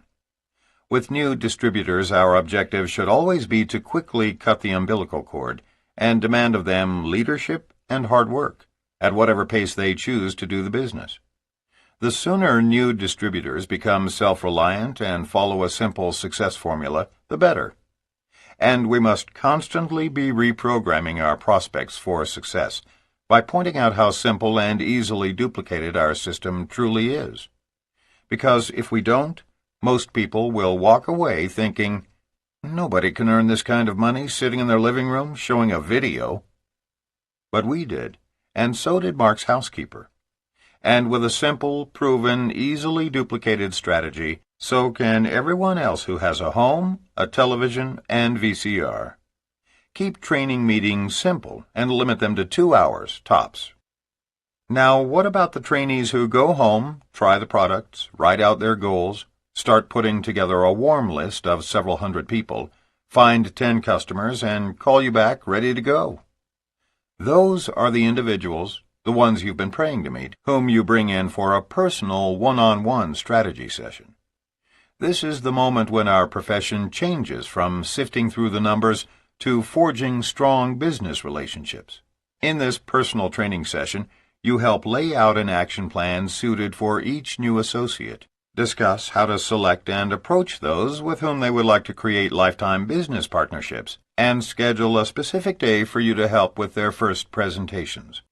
This second training meeting should take 1 to 2 hours and include specific techniques for contacting their top 25 people, sharing an audiovisual package that introduces them to our business, and setting appointments to meet with those interested, since that is what they are going to be doing next with their warm list. Product training is not necessary. You might notice that there's something conspicuously absent from our discussion of the training meetings. Those of you who represent a company with specific products probably are wondering why we've left out detailed product training. Our reason is this: it is totally unnecessary. Those individuals who feel a burning desire to learn about the ingredients in their personal care products, vitamins, pet food, or other consumable items should do so on their own time, both by usage and personal study. But be forewarned, distributors who are product experts seldom become the successful builders of huge international organizations. One of the significant facts which surfaced as we interviewed America's best distributors during the research for our last book was that not one placed their emphasis on teaching intricate details about products or services. Not one. We are perfectly aware of the fact that some people reading this book pride themselves in knowing the function of every single ingredient in every single product they distribute. Such folks probably are upset with us for this unfair stereotype.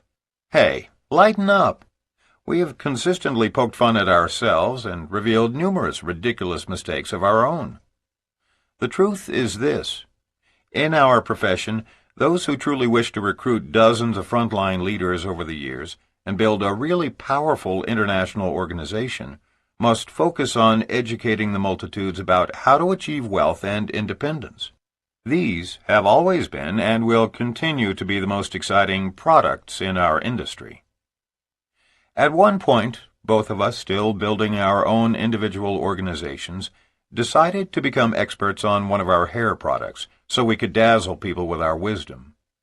It didn't take long to memorize the process that scientists used to fractionate the mucopolysaccharides to the precise molecular size so that they would stimulate the papilla of the hair follicles in order to vasodilate the capillaries to just the right blood flow in order to improve hair fitness.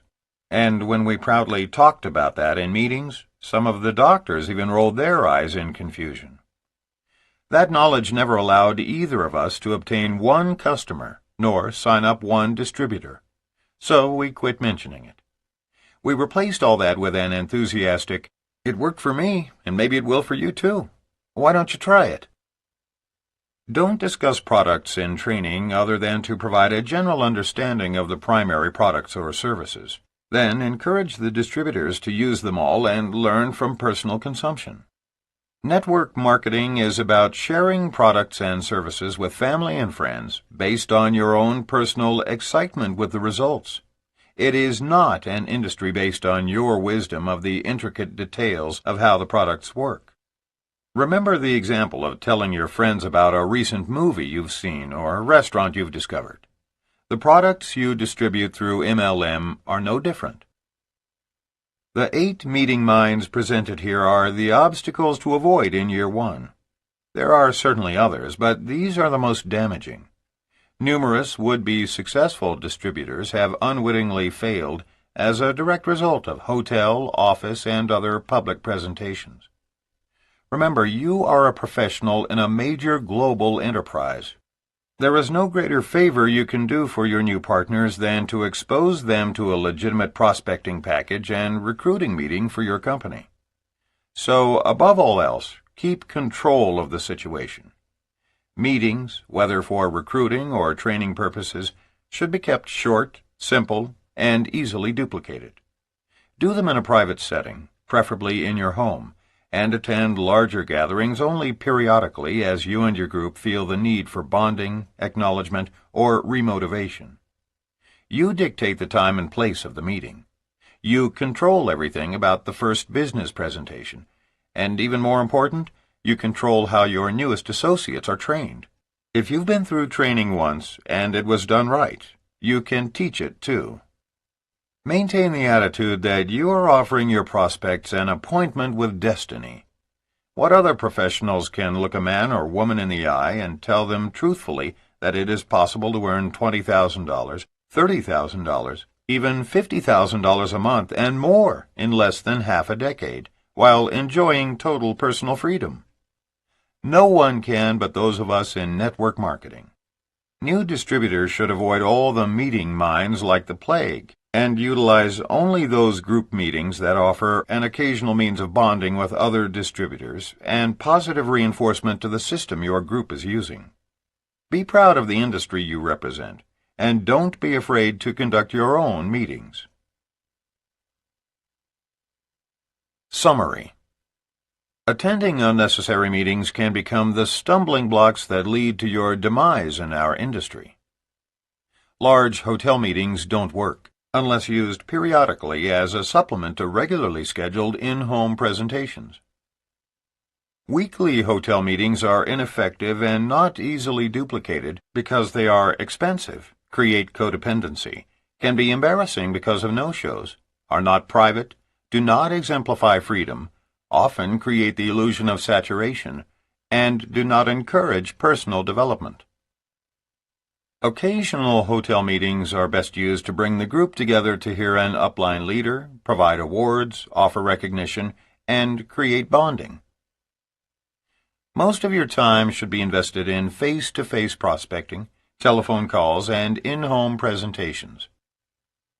The church service, a regularly scheduled recruiting meeting in which frontline distributors are taught to bring guests to the leader's home, where he or she then does presentations for everyone, can lead to disaster if continued long-term by creating codependency. A deception meeting is a dinner party to which friends are invited, believing it to be a social gathering, only to find out that they are there for a briefing about network marketing. It's proper to create curiosity about network marketing when inviting people to your home for a business presentation, but it's never proper to deceive them about your intentions. It is not wise to use an office outside the home because 1. It cannot be duplicated for most people. 2. It creates unnecessary overhead. 3. It does not exemplify the freedom that you should enjoy as a network marketer. No one can expect to be successful by conducting recruiting meetings in any public place, such as a bar or restaurant, where there's no access to a VCR, no whiteboard, and a great many distractions. When possible, avoid conducting meetings at your prospect's home or office because you have no control over the circumstances. High-tech recruiting methods, such as using the Internet, email, phone drops, automatic dialers, and fax on demand, can be effective when used with other approaches, but using only one technology is a very limiting system that cannot be easily duplicated. Successful meetings revolve around the fundamental MLM principle of duplication. Any meeting that cannot be replicated by the least articulate and successful person in your downline is ultimately doomed to failure. When beginning your business, start by recruiting in your own city. When doing a recruiting meeting, the quality of your environment is a fraction as significant as your enthusiasm. Convey the impression that network marketing is a truly legitimate business conducted during normal business hours. Expect about 50% of the people you invite to meetings will not attend, even after promising to do so. As the first step in training, we recommend that you set aside 2 hours each week on Saturday mornings to teach a small group of your newest distributors the basics of how to do our business. Following the first step training, set up a one-on-one personal strategy session with any frontline associate who completes your assignments. Product details should not be a significant part of your training because networking is a business of sharing of products with family and friends based on personal excitement and results, not based on a technical knowledge of ingredients or services. Meetings, whether for recruiting or training purposes, should be kept short, simple, and easily duplicated.